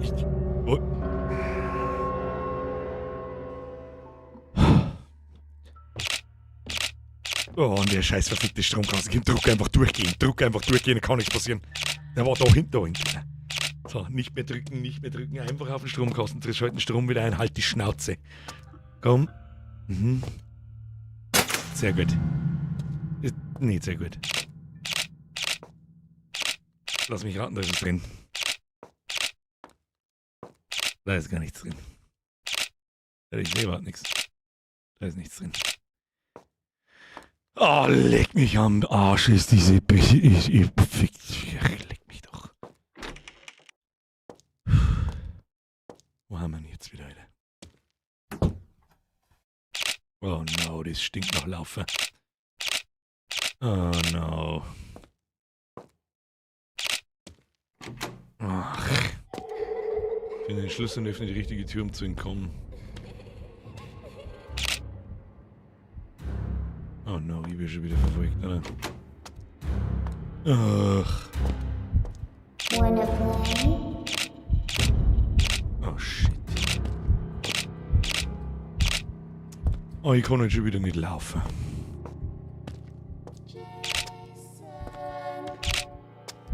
Da kommen wir nicht vorbei. Okay. Konzentration. Ja, das kleine behinderte Kind läuft aber heute auch nicht dahin, wo sie soll. Okay. Konzentration, Bürger.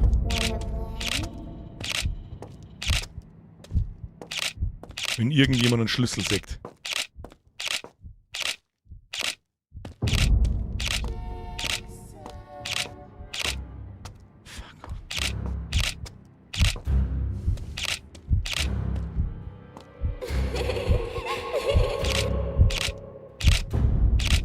Ich sehe heute nichts.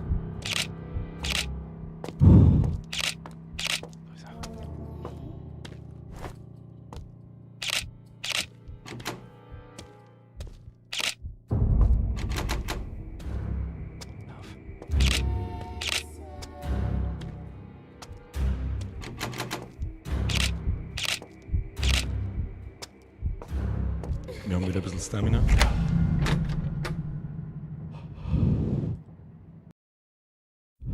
Mom, do you want to play hide and seek? Na! Sure, Emma. No, One Emma! round and then you're going to sleep. You stay here and I will hide somewhere in the house. count to 5, and then you can start looking for me. Okay. 1, 2, 3, 4, 5. Here I come.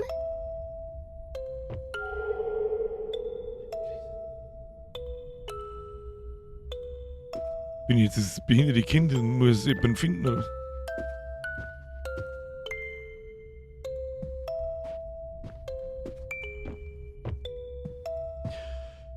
Jetzt muss ich mir schnaufen. Jetzt muss ich scheiß Sperma mich fertig. Ich schwitze wie eine Drecksau. Ich schwitze wie eine Drecksau.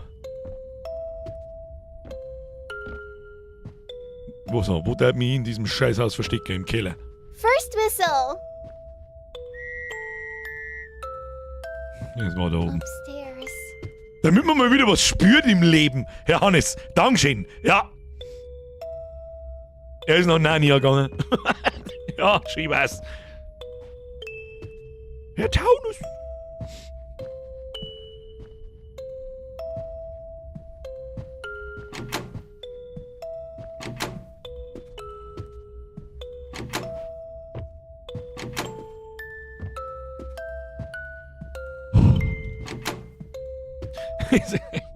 Diese Spiele sind einfach nur anstrengend, oder? Ich kotze. Ich kotze. Second whistle. It's coming from my room. Ja, lass mich raten. Last whistle.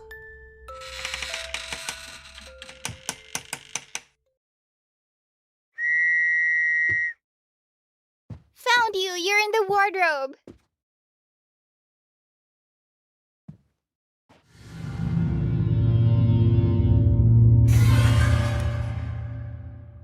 Time's up! The wardrobe's not even close to the bedroom. But the whistle came from the wardrobe. Even the door moved. Oh, it's okay, honey. Oh, you must be tired. Let's get you to bed now. But... okay. Good night, sweetie. Good night, Mom.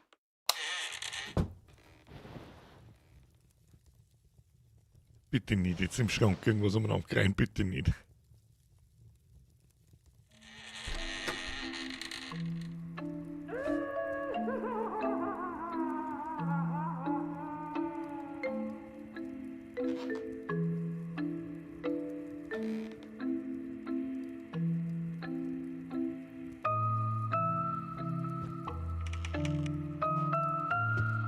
Bin ich jetzt bloß nur 30 cm groß, oder was?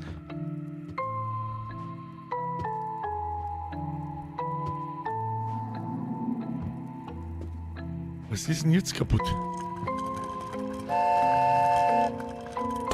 Hatten wir heute schon mal. Dieser Typ hat Lagerfeuer gemacht, oder was?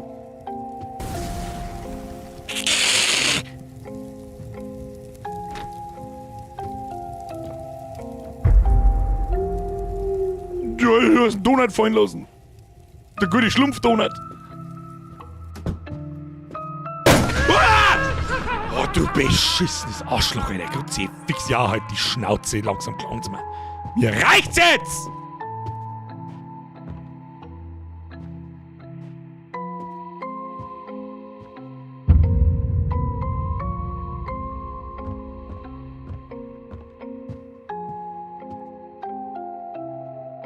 Und jetzt? Also. Lol. Das ist ein Traumwetten. Bei Neuliegender.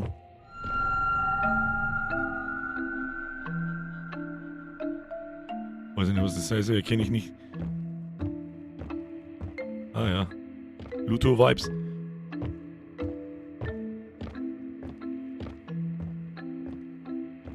Oh, das ist ein Friedhof.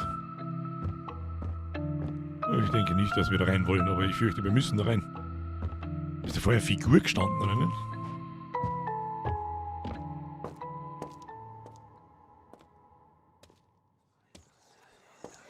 Ah, die guten den flüsternden Stimmen, warum nicht?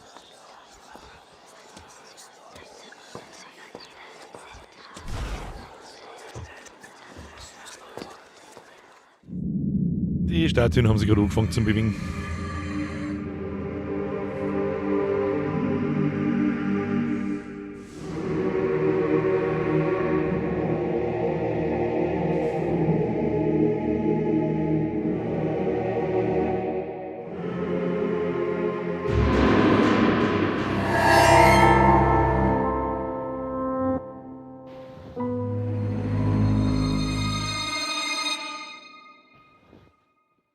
Echt der klassische Monster aus dem Schrank.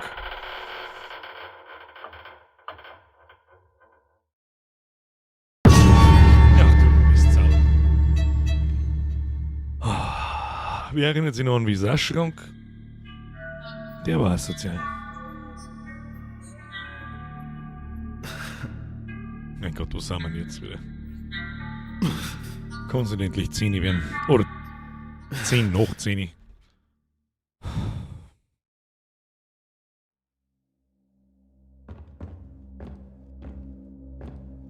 She doesn't have any friends. She only talks to herself. Ich weiß genau, was los ist.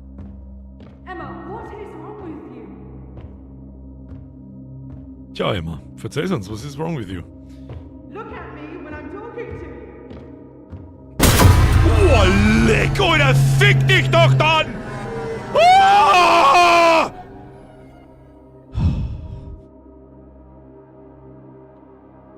Mir wundert, dass wir noch nicht in dem Irrenhaus waren. Jetzt haben wir einen Schui anscheinend. This kid freaks me out.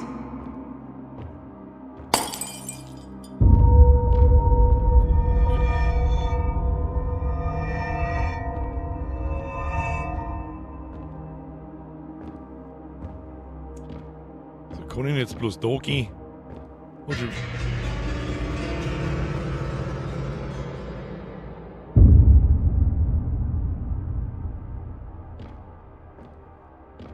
ja, natürlich.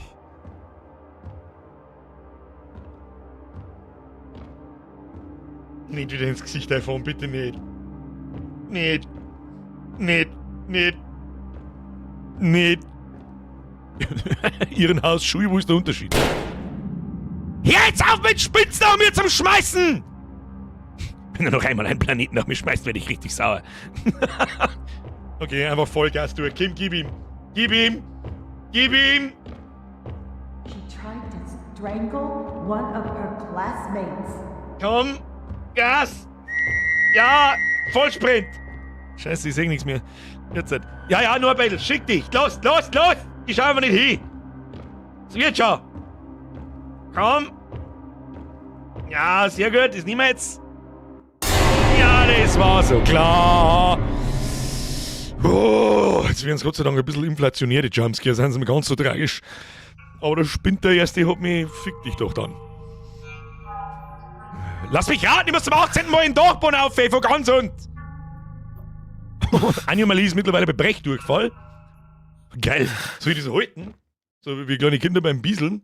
Und dann stellen wir uns in die Dusche und drehen wir uns in den Kreis. Um beige und je nachdem. Nein, nicht das.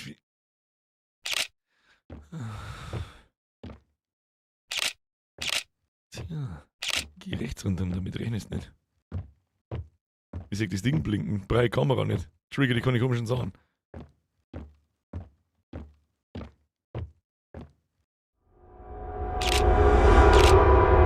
Okay, wir haben es jetzt wieder. Der Strom darf auch wieder gehen. Ich kann noch nichts machen. Die probieren Strom. Die probieren Strom. Ich hab nichts reingeschüttet. Ja, ist doch, geht doch. Du hast die Kamera weg, wer ausflippt. Und jetzt nochmal in den Keller. Oh no, jetzt geht die Bumsbude da wieder auf.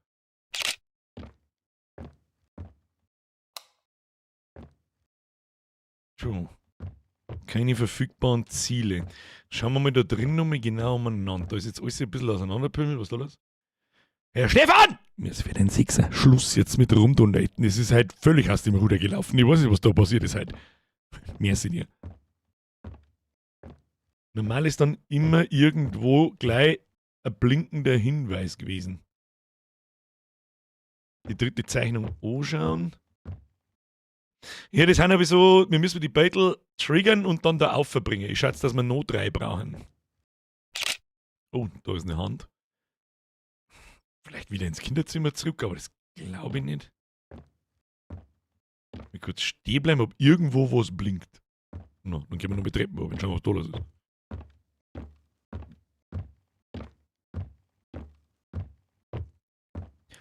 Zur Not gehen wir zum Schrank vom Kinderzimmer zurück, ja. Das ist die Idee. Da ist zu. Bonika noch nie! Mir ist 430 Monate. Zeit wo? Ja, weiß ich nicht, hoffentlich ist bald vorbei. Danke dir. Mir ist richtig ein wenig schlecht. Ich sag das freiwillig, mir ist ein bisschen schlecht. Also, so hat uns für Speil schon lange nicht mehr hergefegelt, gell? Was ist denn das da hinten? Das ist bloß ein Grafikfehler, oder? Was ist mit der Kiste da? Ja, will man noch gespackt, aber okay, das ist nicht schlimm. Also ich meine es wirklich, mir ist ein bisschen schlecht. Finde ich nicht gut. Kinderzimmer war... Hau mit deiner Scheiße ab bei Guaranteed.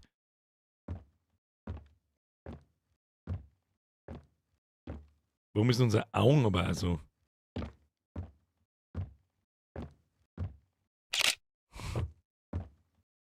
Wieso kommen wir da wieder nicht durch? Wir gehen mal rückwärts.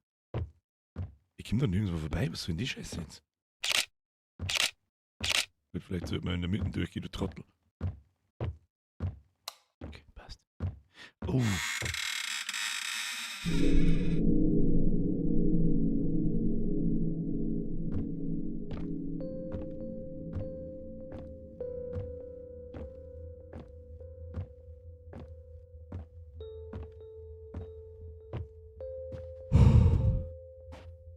Solange irgendwas hell ist, nehme ich diese Kamera nicht her, du kannst mich mal.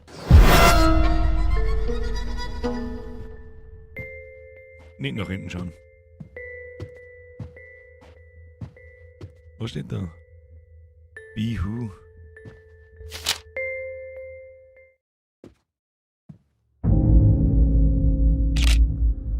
Was ist da jetzt? Hinkt der da oder steht der da? Oh, der hinkt da. Scheiße.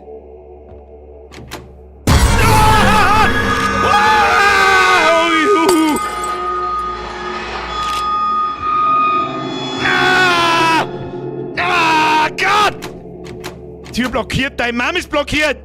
Oh, ich muss mir jetzt da durchgehen. Fuck off, Alter. Ich hab die Schnauze so voll!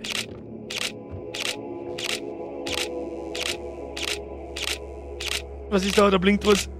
Was blinkt da? Komische Goggly Eyes. Ich weiß nicht, was passiert. Ich mag's nicht wissen. Ich mag's überhaupt nicht wissen. Ich mag's nicht. Ah, Gott, der Sound! Ah! Was ist passiert? Tür blockiert.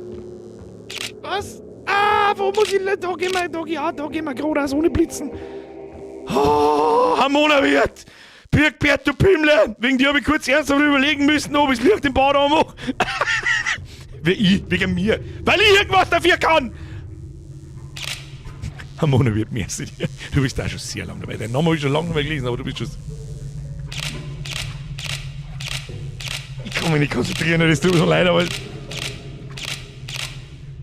Sehr gut. Sehr gut. Mach ich Foto, tue ich Facebook. Hör jetzt auf! Ich weiß nicht, wo ich hin muss.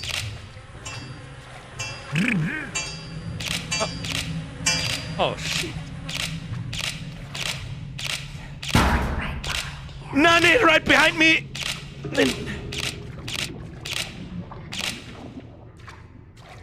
Ich geh da links, da ist das Licht. Ach, Kim, fuck off. Ich hab die Schnauze so hart voll. Weißt du, was mich das erinnert? Es hat in Madison eine Passage gegeben, da waren wir auch in irgendeinem unterirdischen Scheißding drin. Ich kann mich überhaupt nicht konzentrieren, wo ich überhaupt bin. Ja, geht kaum, Alter!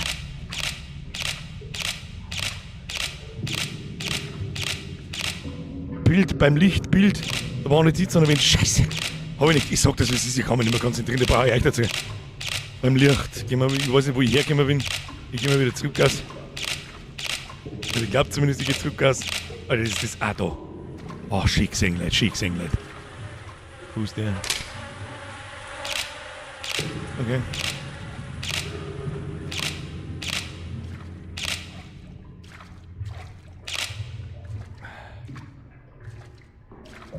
Ich weiß genau, dass was in die Hosen geht. Ich weiß, dass es in die Hosen geht.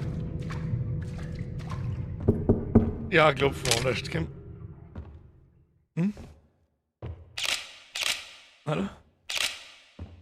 Was machen sie? Achso.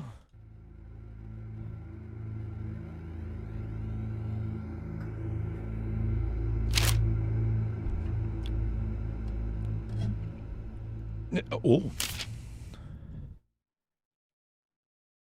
Ich hab alle meine Hosen verloren.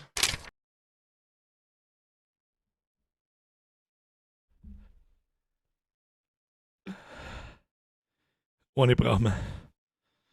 Untersuchen. Hin.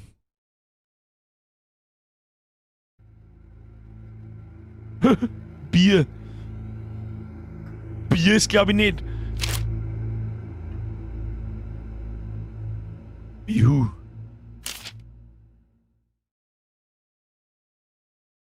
Ich weiß doch ganz genau, dass wir den... Ja, natürlich.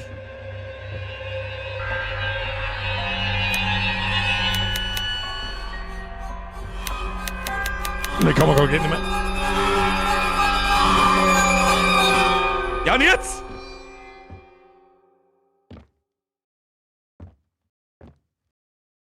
Und jetzt kann ich ja putzen, dass die... Da leg du Mistsau, du Ochssorte. Irgendwie funktioniert die Kamera nicht. Halt dein Maul, weil ich ausflipp. Gib mir jetzt den dritten Gegenstand, damit ich endlich Feierabend machen kann, weil ich ausflipp. Ausflipp!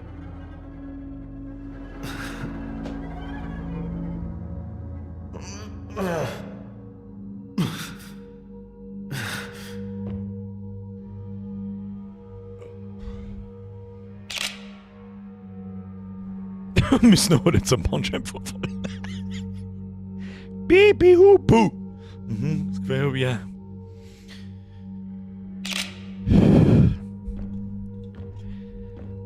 Hilft nicht, wir quälen uns durch. Wir ziehen durch, Alter. Das war, zugegeben, ein richtig hart starkes Horrorspiel für nächstes Jahr im Oktober gewesen. Das uns jeden Montag begleiten tut. Aber ich habe euch versprochen, wir spielen im November nochmal eins und noch. Und das tun wir auch. Ein Apfel! Ein Apfel muss hier bleiben. So, jetzt wieder ein Apfel jetzt aber. Also Apfel. Apfel! Alright, everyone. It's time to draw. Take out your markers and draw this apple. Das heißt, ein Apfel zeichnen in den Schreibtisch, du behindertes Dreckskind. Genauso wie du. Die Frage ist, oder? Kann man das... Apfel zeichnen.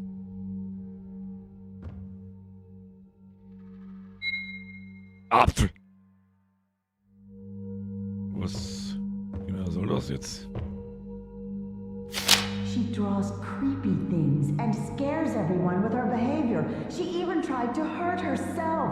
I'm sorry to tell you this, but she needs to see a professional.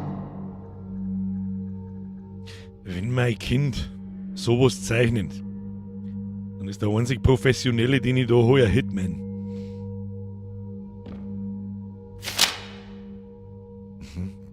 Und das Kind ist in der 4. Klasse oder so und die macht abstrakte Kunst. Boah, ist das mies. Boah, ich glaub, dass du spinnst.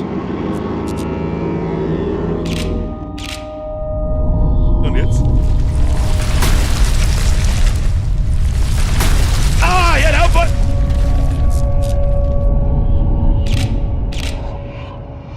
Ich schau mir den Apfel an, der ist schön.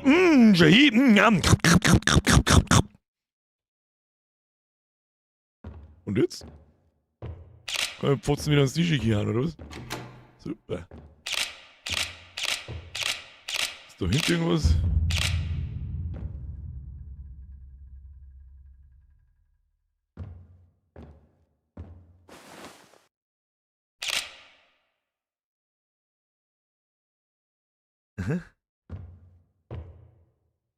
Zur Entspannung mal an die Depppfanne gegangen. Was?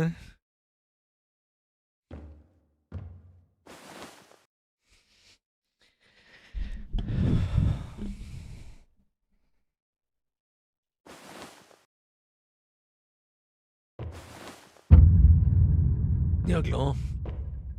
Freilich kannst du mitfahren. Fährst du da mal mit, ne?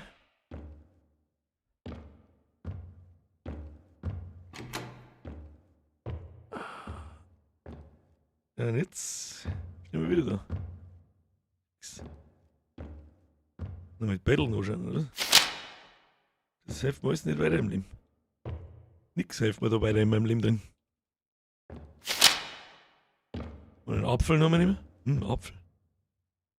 Ich check gar nichts. Apfel!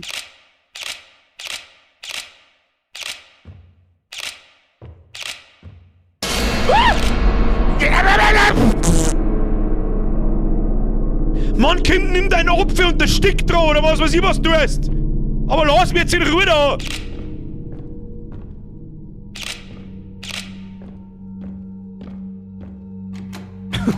Geh mal bitte heim, ich muss aufs Klo. Ich funktioniere nur noch. Ich sag's, was ist. Ich weiß nicht, was ich tun soll. Eine geschissene Apfelzeichnung, die kannst du sonst wo hinschieben. Ja, schön für dich. Eine Apfelzeichnung.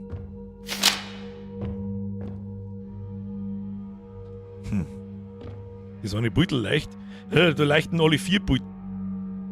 Aber auf dem einen ist ein Spot, gell, das stimmt. Aber ich kann nichts damit tun, ich kann es nicht dran, ich kann nicht an ihm vorbeigehen. Ja. Oh Gott, Birger, du Trottel.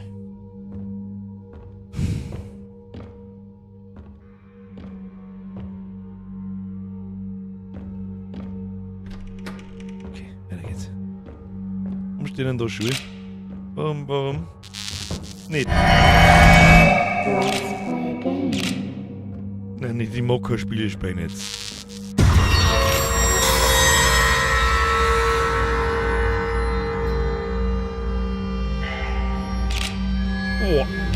Oh, leck ist das Musik.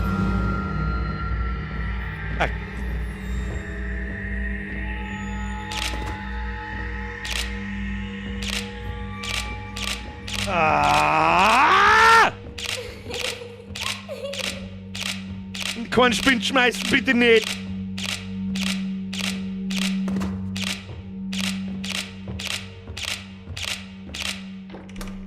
Sehr gut. Und wir sind mal wieder am Scheißhaus. Da wollten wir schon immer mal sein. Ja, freilich, da ist es wunderschön. Sperren wir uns wieder da ein, oder was der man? Ah ja, super. Da ist eine blutige Bratzen. Ja, geil! Geil! Don't forget to take your pills, sweetie. Was nehmen wir da? Supplement. I don't want Irgendwas. to take them. You have to, so you can get better. Erstmal Spein gehen.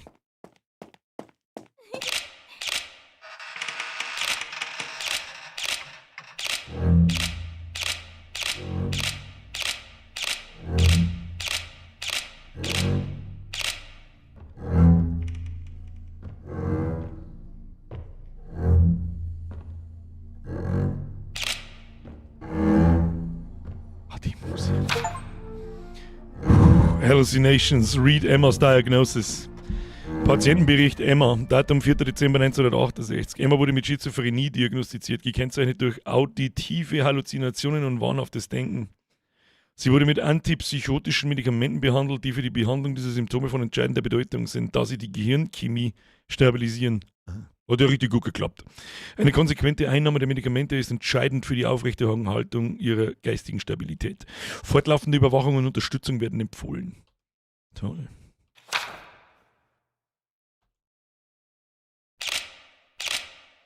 Und jetzt? Ich sehe halt einen Scheißdreck. Was ist das hier wieder was?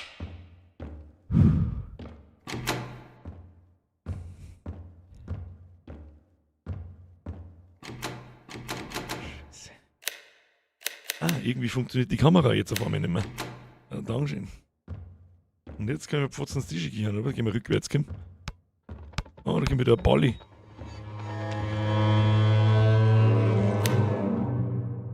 Oh, die Musik, oder? Wanna play? Nein! Nö!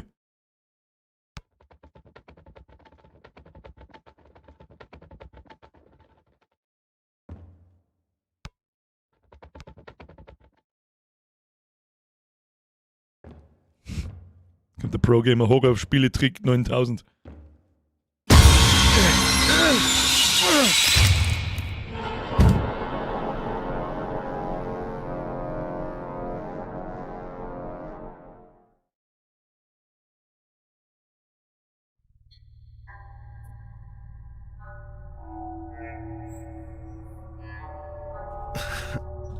Nein, war kein Topf. Geht so. Nein.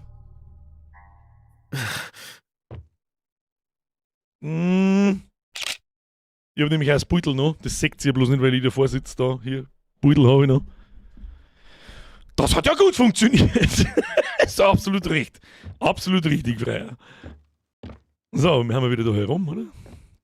Da, wo wir hin wollten. So. Oh, scheint mir, als da wir bloß 5 Beutel brauchen. Nein, das waren die Beutel, holen wir uns noch, oder? Habt ihr eigentlich heute schon mal auf den Like-Button draufgedrückt? Es gibt nicht viele Streams, wo ich es verdient habe. Aber heute habe ich es verdient. Das waren die Beutel, suchen wir noch. Und dann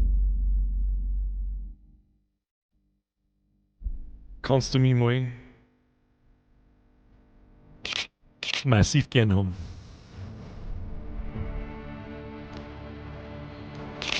Ich weiß nicht, was mit ihm da oben ist. Oh, der hat alle irgendwie nicht ganz dicht da.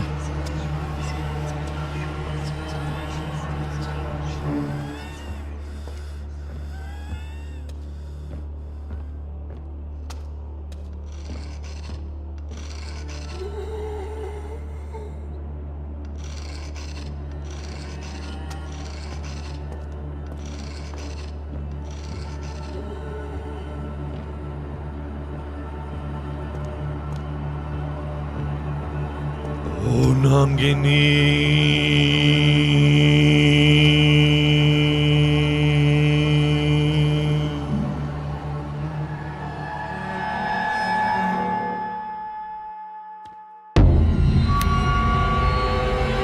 Er ist mies.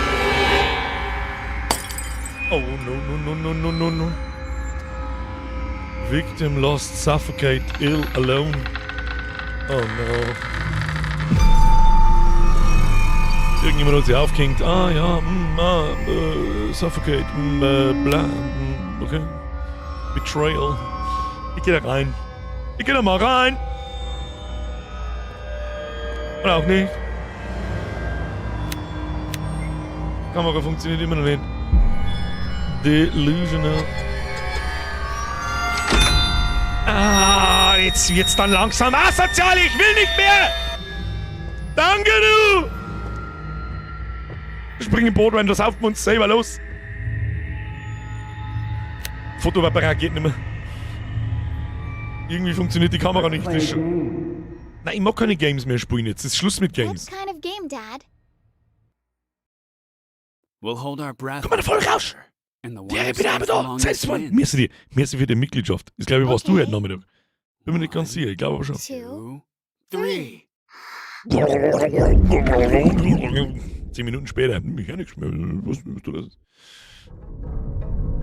Gott, gleich, ich mag duschen, ich stink wie ein Arschloch. Sag's, was ist. Sag's, was ist.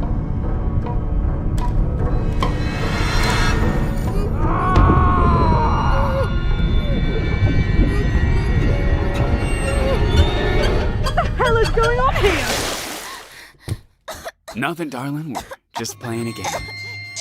You are insane! Are you okay, sweetie? Oh, come here. Der Papi wollte das Medi, das auf. Zurecht! Zurecht! Wohin sind jetzt wieder? Ich bin jetzt wieder Kind. Was? Hallo? Da waren wir doch schon einmal, das Badezimmer kenne ich. Ah ja. Ja. Da ist natürlich zu. Da ist dazu. Da ist auch zu. Da ist auch zu. Schauen wir mal oben können, wenn nicht, können wir gleich links weiter dodgen. Den haben wir da links weiter dodgen. Habe ich kurz gemeint, da hinten. Emma? Nicht wieder irgendein Kind. Oh no. Ah! Alter, Kruzifix, diese Scheißeffekte! Der hat aber auch verdammt gut gemacht, Kruzifix! Goddammit! Alter, das Sounddesign ist an so vielen Stellen so krass, mir läuft seit 2 Stunden Gänsehaut. Ich kotze. Tschüss, Feierabend! Der Gabriel, das letzte Battle holen wir uns noch. Wir beißen uns mit aller Gewalt durch, dann müssen wir es nächste Woche nicht tun.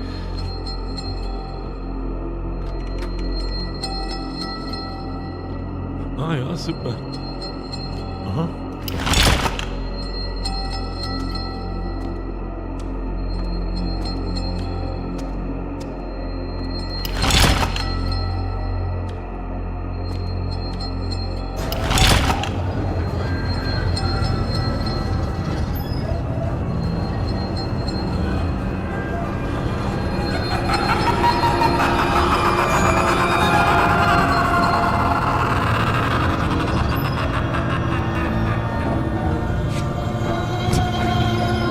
So, hast du recht, da passt der gute alte.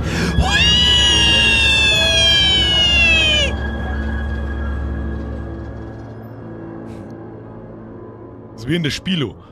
Ich hab leider den aufgehängten Affen gegangen. Kistige Kiste. Kann man mit denen noch interagieren? Nein. Ah. Wenn das nicht das letzte Battle ist, dann weiß ich nicht, was das letzte Battle ist. Die Frage ist, was ich jetzt tun muss.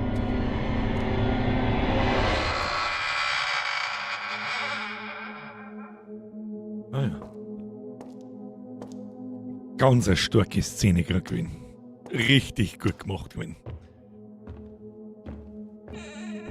Müssen wir nach dem Gameplay müssen wir uns da mal kurz drüber unterhalten, allgemein über das Spiel. Blendet mir halt nicht so. Komm. Du, die Tür ist schief. Generell, wir gehen mal generell schief. Merkst du das? Oh ja, was da wieder hieß.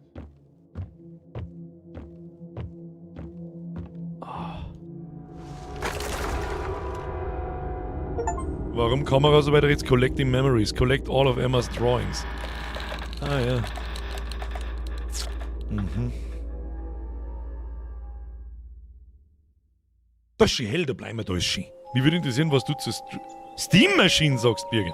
Animali, da haben wir uns vor 2 Wochen oder so, nach dem Stream haben wir uns die Präsentation von Steam, also von Valve selber angeschaut. Da habe ich ein bisschen was dazu gesagt. Die Quintessenz daraus, was ich dazu sage. Mr. Microsoft, Mr. Sony und Mr. Nintendo, loop up your anus. Loop it up real good.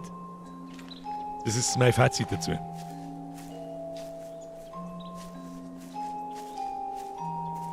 Was noch ein ganz wichtiger Punkt ist, was die Steam Machine kosten wird.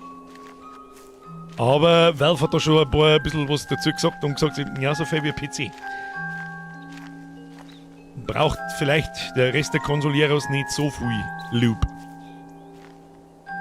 Steam Machine hätte gekostet 700 plus. Ja, 700 plus kann aber auch 1200 sein. Und sobald es 4-stellig wird, wird es narrisch. 600 kann ich mir nicht vorstellen, das ist sauber zu wenig. Also das war narrisch. Dann die wenn in Deutschland, ich rede von Euro, nicht Dollar, 599 $599 kostet. Und das kann, was gesagt worden ist. Dann kann sie Xbox Aufhänger gehen, dann kann sie PlayStation Aufhänger gehen und Nintendo auch. Völlig Banane, ob es nur Nintendo-Spiele nur auf der Switch halt gibt. Typischen Super Mario, bla bla bla. Und ein paar Sony-Exklusivtitel, völlig egal. Völlig egal, die brauchst du dann nicht mehr. Schauki, Schauki. Schauki, Schauki. Solange der Mod-Support noch zu 90% auf Windows ist, dauert es noch ein paar Jahre. Ja, aber du musst dann den Casual seppen, Dinge. Da können wir noch ein Gameplay noch drüber schmatzen. Ein Casual Seppen interessiert nicht, dass du da kein Windows installieren kannst, sondern irgendwelche SteamOS oder sonst irgendwas anderes. Der will ein Gerät, das stellst hier und funktioniert. Da sitzt die Emma neben uns. Hey, da vorne, Emma, siehst du den Schwammerl da vorne? Der ist hier gut, magst du ihn aber überbringen?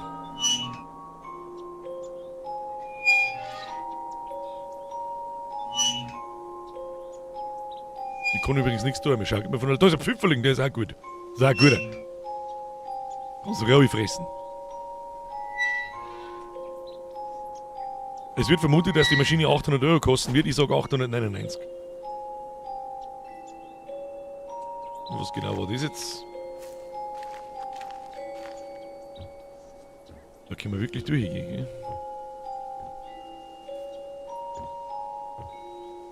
Gehen wir auch berutschen. Oh, jetzt müssen wir ins Karussell reingehen. Man kann doch Windows auf der Steam-Maschine installieren. Ja, ja. Da reden wir noch im Gameplay drüber. Ich bin mir auch, eventuell habe ich da jetzt habe ich den Namen schon wieder instant vergessen, habe ihn da auch falsch verstanden, was er mir damit sagen möchte. Vielleicht habe ich es falsch verstanden.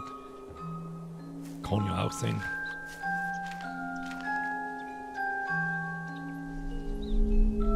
Hat das Augen und rechts einen Sinn? Ja, das ist die Darstellung unserer Wahnsinnigkeit und je deutlicher das sichtbar ist, desto seltsamer die Sachen passieren. Wir werden wahnsinniger, je länger wir in der Finstern stehen.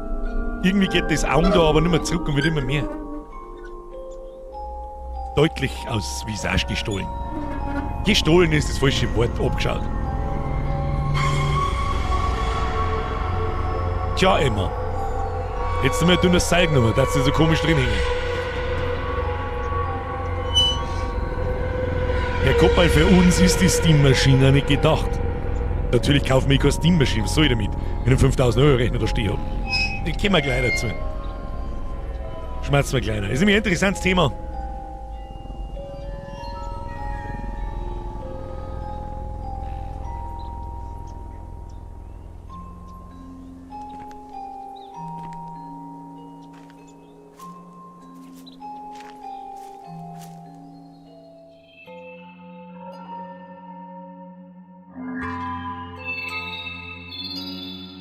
Ja, dann habe ich die falsch verstanden, Mr. Zierbier.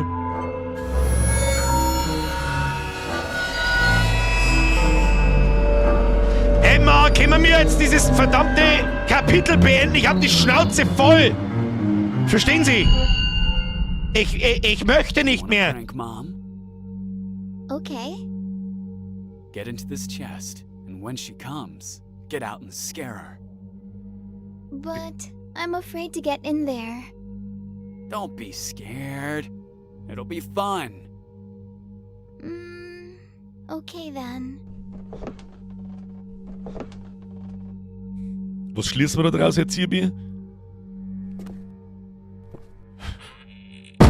Geschissen auf Linux, how about that? Dad? I can't get out!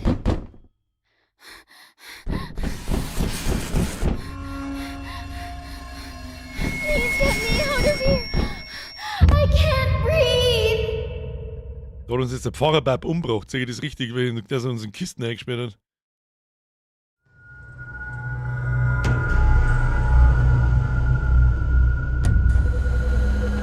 Help me, stepdad, I'm stuck!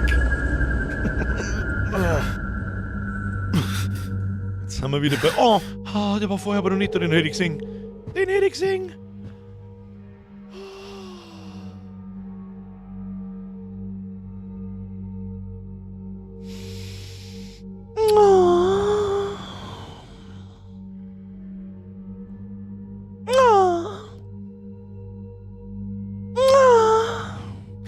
Pferde haben wir auch für alle Pferdefreunde. Und ein Mädchen. Und ein Wolf. Und ein Vogel. So, haben wir es jetzt. Platziere das Teddybär-Miniatur im Sicherheitsraum. Ja, nichts lieber als das, Freunde der Sonne. Nichts lieber als das. Oh no. Was ist denn da schon wieder? Warum? Warum? Gib mir meinen Lichtschalter jetzt her da. Oh.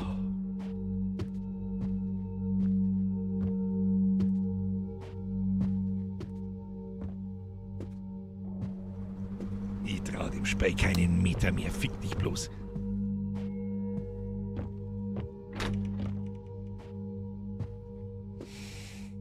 Ich warne dich.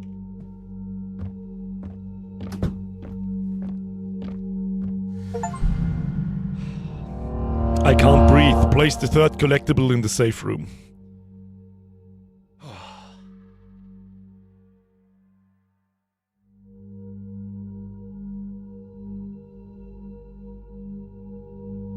Ladies and gentlemen, it's done for today. Birger, glaubst du, dass der noch wirklich aus ist? Also, was ich da so mitbekommen habe, ich weiß, dass der noch nicht aus ist. Wir spielen am nächsten Mittwoch nochmal. Wir haben ja noch ziemlich viel vor uns. Nochmal so lange, wie wir heute gespielt haben. Nächsten Mittwoch spielen wir es fertig. Ich schwöre dir bei Gott, das war eine einzige Höllentortur heute. Der Capricorn schreibt, das Spiel macht mich fertig, das ist schlimmer wie alles im Oktober. Ja.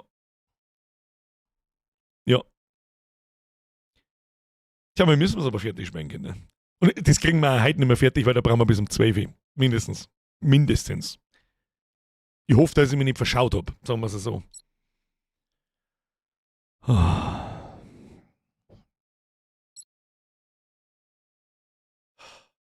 Alle, die sich nach dem Gameplay immer schleichen. Heute habe ich ein Like verdient. Ihr aber irgendwo auch, die sich das Ganze angeschaut haben. Und ja, ich muss auch sagen, das Spiel ist schlimmer wie alles, was wir im Oktober gespielt haben. Es ist irgendwie alles gleichzeitig, was wir in die letzten 3 Horror-Streams gespielt haben. Horror-Oktober gespielt haben. Seit Anfang an eigentlich. Gehen wir auch gleich noch dazu.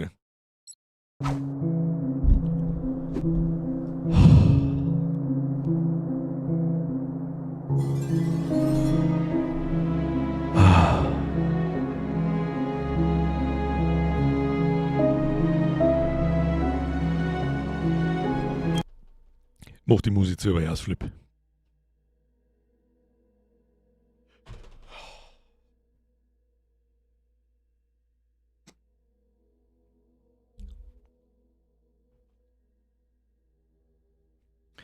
Das Spiel hat echt viel von Visage und Madison und ein verdammt gutes Sounddesign. So darf ich es auf den Punkt bringen. Ganz ehrlich, alles, was wir bis jetzt gesehen haben, ist wie eine Fusion aus Visage, Madison, Layers of 4, mit diesen, wo du auf einmal ganz woanders bist, und dann mit diesen, wo wir vorher waren, mit den zerstörten Fractured irgendwas Dings da, wo wir den Steg entlang gegangen sind und so, das hat mich ziemlich stark an Layers of 4 erinnert. Es ist wie eine ganz krasse Mischung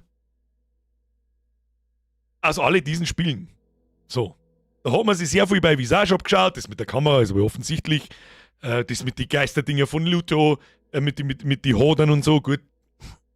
Kann man sich jetzt streiten. Ich glaube, das hat schon mehrere Medien gegeben, die das als Grusel-Dingsbums hernehmen, einen Hodern halt. Was ist denn jetzt wieder? Mr. Flixzefix! So, Gameplay ist. Herr Flixzefix. So dermaßen an die Regeln halten. Da gibt es die Special-Tröte. Obacht. Keine Tröte, ich bin schon länger da. Ist mir scheißegal. Dann zumindest dass ich eine Tröte, eine kurze. Ich weiß nicht, ob Biergerin schon Luft. Mr. Flix, merci dir. WB dann, oder? Merci dir. Ich weiß nicht, ob man nach dem überhaupt noch was Besseres spielen kann. Der Horror-Oktober war lächerlich dagegen. Lächerlich darf ich jetzt den Horror-Oktober nicht bezeichnen. Das Problem im Horror-Oktober ist, dass wir mir 4 Wochen lang, und das haben wir dieses Jahr auch das erste Mal, da hat sonst noch nie, 3-mal in der Woche gestreamt haben, inklusive Freitag. Gut, Freitag war jetzt nicht ganz so tragisch, aber Until Dawn ist auch noch sehr gut geworden, muss ich ganz ehrlich sagen. Du stumpfst nach 2-3 Wochen stumpfst du ab, wenn du viel Horrorspiele konsumierst. Das merke auch ich. Kaum ist einmal ein Monat, oder ist gerade mit 2 Wochen dazwischen, wirkt das Spiel schon wieder 100-mal schlimmer, als es eigentlich ist. Und jetzt am Schluss aussehen, waren die Jumpscares auch nicht mehr so schlimm wie am Anfang. Es funktioniert jetzt nächste Woche nochmal für 1 Stunde. Vielleicht eine Dreiviertelstunde. Und dann baut es ab, egal wie gut das Spiel ist. Das ist so ein bisschen das Problem. Der Horror-Oktober war anders. Das war mehr Atmosphäre. Das stimmt. Aber ja, da hat es das Spiel immer noch nicht gegeben. Und wir haben ja alle größeren bekannten Horrorspiele durch, die länger dauern wie eine Stunde. Also diese Indie-Geschichten und so, die dauern alle bloß eine Stunde, was nicht schlimm ist. Ha, da kriegst du in der Stunde ordentlich auf die Fresse, das ist richtig gut. Aber längere Spiele wie eben Visage, Madison, Unmanned, was wir jetzt gerade spielen, da brauchen wir noch einen dritten Stream mindestens. Und was war noch ein? Still Wakes the Deep. Das war aber auch mehr Atmosphäre, finde ich, als so Walking Sim, Jumpscare Geschichte. Und der Bernie schreibt gerade, am Freitag ist dafür wieder Gemüttelstream, da lernen wir uns wirklich in aller Gemütlichkeit zurück, trinken wir ein Teeschal, bauen wir ein bisschen in Anno umeinander, schmatzen wir über irgendwas und dann ist gut. Der Mensch ist ein Gewohnheitstier, da wird man irgendwann abgestumpft. Ja, ist ja ganz normal. Das ist ja ganz normal, ich merke das ja selber.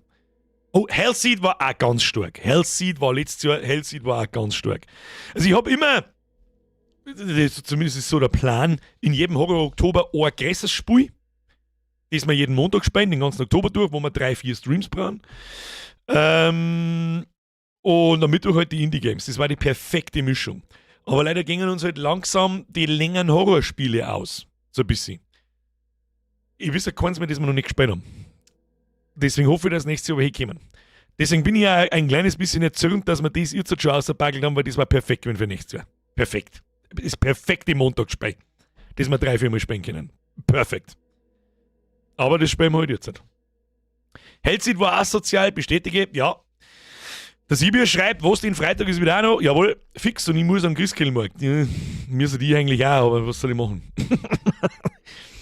Wir waren jetzt mit Mimesis im Community-Zock fürs nächste Jahr als Einstieg in der nächste Jahr Oktober. Hauen wir das in. Mimesis kenne ich das nicht so genau.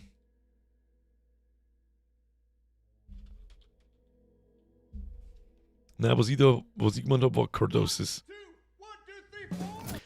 Sobald ich kooperatives Survival-Horror-Spiel lese, ist schon wieder gut. Das sind keine Horrorspiele, so wie ich das meine. Ich hoffe auf der hier nächstes Jahr. Herr Zamperlich auch. Das war jetzt langsam wirklich wichtig, dass das nächstes Jahr bis in den Oktober rauskommt. Das habe ich aber letztes Jahr schon gemeint, dass bis dieses Jahr rauskommt und es hat sich nichts da. Nichts. Indie-Games haben wir noch zu Genüge, aber ich glaube, wenn wir einen Monat lang Indie-Games spielen, sowas wie Amenti zum Beispiel, was der Riese Mike gerade schreibt, oder was war dieser Lighthouse Keeper, war stark, dann wird es irgendwann auch, dann wird's langweilig. The Quarry war auch was für nächstes Jahr, das ist richtig. The Quarry habe ich schon länger auf dem Plan stehen. Eventuell kommt bis dahin aber Directive 8020. Das ist auch von denen ich mache. Irgendwas findet man schon. Also finden die immer was. Das ist nicht das Problem. Aber auf dem Level, wie wir es gerade spielen, schwierig zu finden. Kriegt Madison eigentlich eine Fortsetzung? Carsten hat es. Haben wir aber auch nichts mehr gehört. So, jetzt einmal kurz zur Steam-Maschine. Was einige, glaube ich, nicht ganz umreißen, warum ich sage, das Ding, wenn kommt und 600-700 Euro kostet, dann kann sich Sony, Nintendo und Xbox einen Finger in den Arsch stecken und aufblasen. Natürlich nicht garantiert. Aber sie werden sich was überlegen müssen. Steam ist mittlerweile so riesengroß. Und seit Corona haben die einen Zuwachs gekriegt, das völlig insane ist.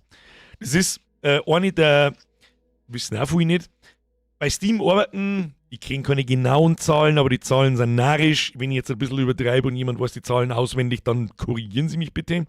Bei Steam arbeiten so um die 300 Leute. Und die Firma verdient im Jahr, da müssen die jetzt halt liegen, Milliarden von Dollar Gewinn. Ich glaube, eine pro Kopf Mitarbeiter-Gewinn-Verhältnis von 10 Millionen oder so. Also jeder Mitarbeiter da drin verdient im Jahr 10 Millionen. Für die Firma, natürlich nicht selber. Eine der effizientesten und erfolgreichsten Firmen auf diesem Planeten. So, das ist einmal das Erste. In Corona haben so viele Leute ins Gaming gekommen, dass es ganz aus ist. Zweitens, wenn das Ding 700 Euro kostet, da hat vorher jemand geschrieben, was möchtest du mit dem, warum sollst du eine Steam-Maschine kaufen, wenn du einen PC hast? Um das geht's ja nicht. Du hast ja auch keine Konsole nicht, oder? Mit sehr hoher Wahrscheinlichkeit. Was da, und dann hat noch jemand, der Zibri, glaube ich, hat geschrieben, ja, Modfähigkeit, Linux, keine Ahnung, daher ist schon wieder nur Technik-Schmarrn raus. Auch gerade die Leute, für die ist es wahrscheinlich schwierig, sich in die Lage von einem Casual-Menschen zu versetzen. Weißt du, was der möchte? Oder ein kleiner schwarzer Kasten steckt in einem Fernseher Play. Ist doch mir scheißegal, ob da Linux AB, Blub, irgendwas, Debian, keine Ahnung, ob da Mod verfügbar ist für irgendeine Scheiße, ob jetzt da ist Windows oder Windows ist meine Steam, ist doch mir scheißegal. Das ist dem Casual-Seppen völlig Banane. Wichtig ist, stell das da hin, steck's am Fernseher an, funktioniert. 4K, 60 FPS. Fertig. Cover. Sehr schön, ich hoffe, du hast nachrecherchiert, wer sowas auswendig weiß. Haupt. 350 Leute arbeiten da und 17 Milliarden Euro Umsatz machen sie. Also war pro Kopf 10 Milliarden, war total übertrieben natürlich.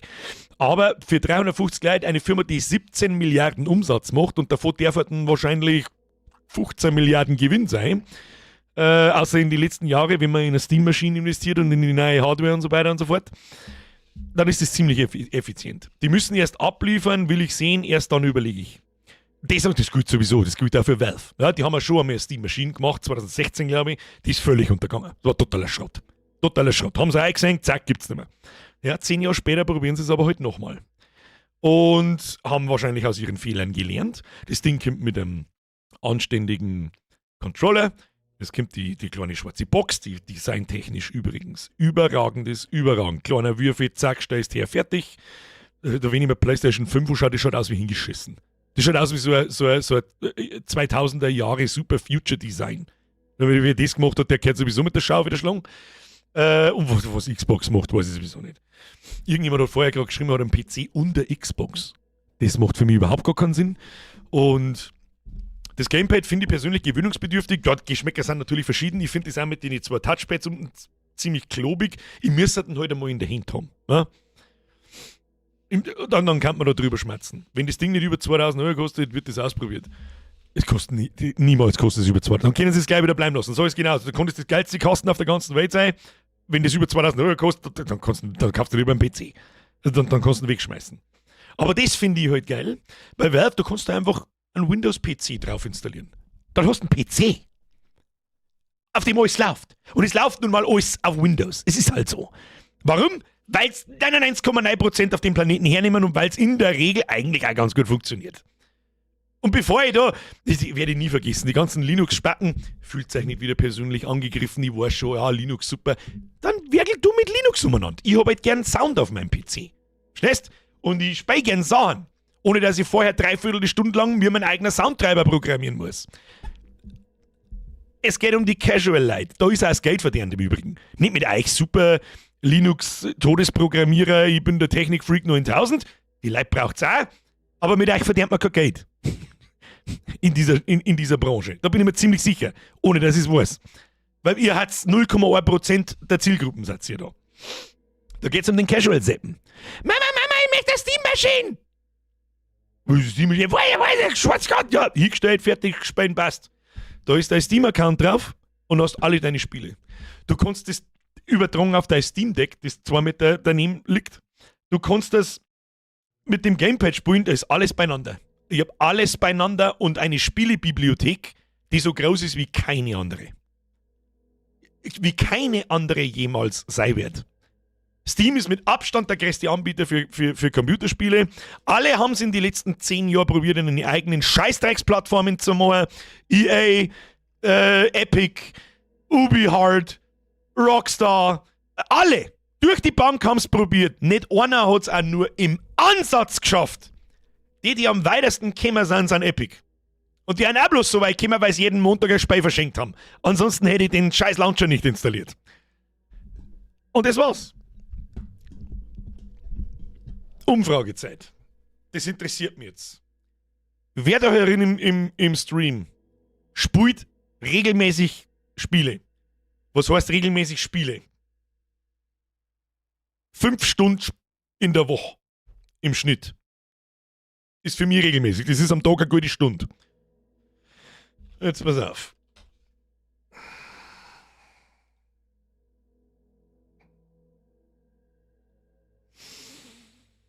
Umfrage starten.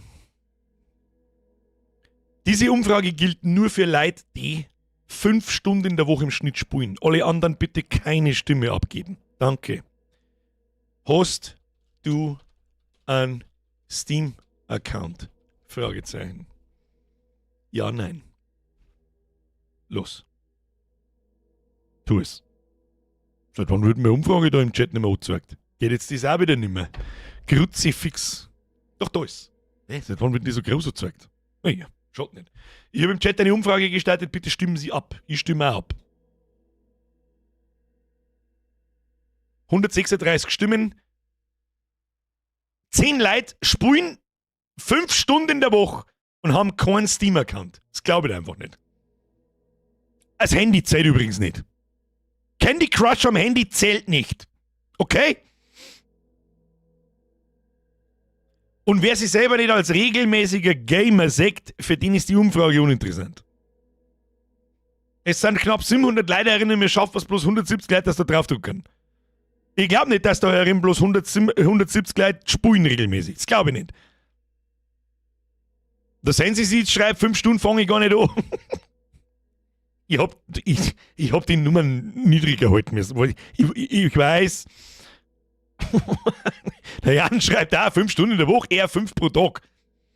Ja, okay. Trotzdem glaube ich nicht, dass von 200 Leuten 20 regelmäßig spielen und keinen Steam-Account haben. Das glaube ich einfach nicht. Da haben wir irgendwelche Trollos dabei. Aber lassen wir es einmal so sein. 90% der regelmäßig spielenden Leute haben einen Steam-Account. Wieso soll jetzt du Xbox kaufen? Wieso zum Teufel soll ich mir nach der Steam-Maschine nur eine Xbox kaufen, die genauso viel kostet? Gehen wir mal davon aus, die Steam-Maschine kostet 800 €. Das war so ein Preis, wo ich sage, 7,99. Krasse Ansage, wenn dann Spiele mit 60 FPS und auf 4K-Auflösung laufen sollen. Und dann möchte ich erst sehen, ob es auch wirklich so ist. So, 200 Stimmen, das ist so 90-10 ungefähr. Consoleros halt. Das ist auch nichts Schlimmes. Die Consoleros haben genauso eine Daseinsberechtigung wie alle anderen. Warum? Weil mit denen das Geld verdient ist. Das sind übrigens auch die Idioten, mit denen man bei Microtransactions das Geld verdient. Ich will jetzt da erinnern, jeden Einzelnen, der jetzt da abgestimmt hat, der regelmäßig spielt, fragt. Bin ich mir sicher, dass alle 90% sagen, nee, scheiß Microtransactions, UB Hard mit 20 € Rüstung in Assassin's Creed Shadows. Wer kauft denn sowas? Ich kenne nicht einmal jemanden, der jemals sowas kauft, hat so viel Geld, können die gar nicht verdienen. Doch, sonst taten sie es nicht. Aber die Leute, die die Scheiße kaufen, die sitzen nicht da und schauen sich YouTube-Videos über sowas an. Die sitzen sich nicht damit auseinander. Die wissen, die denken da nicht drüber nach, dass das eventuell Bullshit ist, dass da verarscht werden. Die gibt's halt auch. Die gibt's halt und mit denen wird Geld verdient. Ist halt so. Kauf das FIFA-Pack Gold. Ja, zum Beispiel.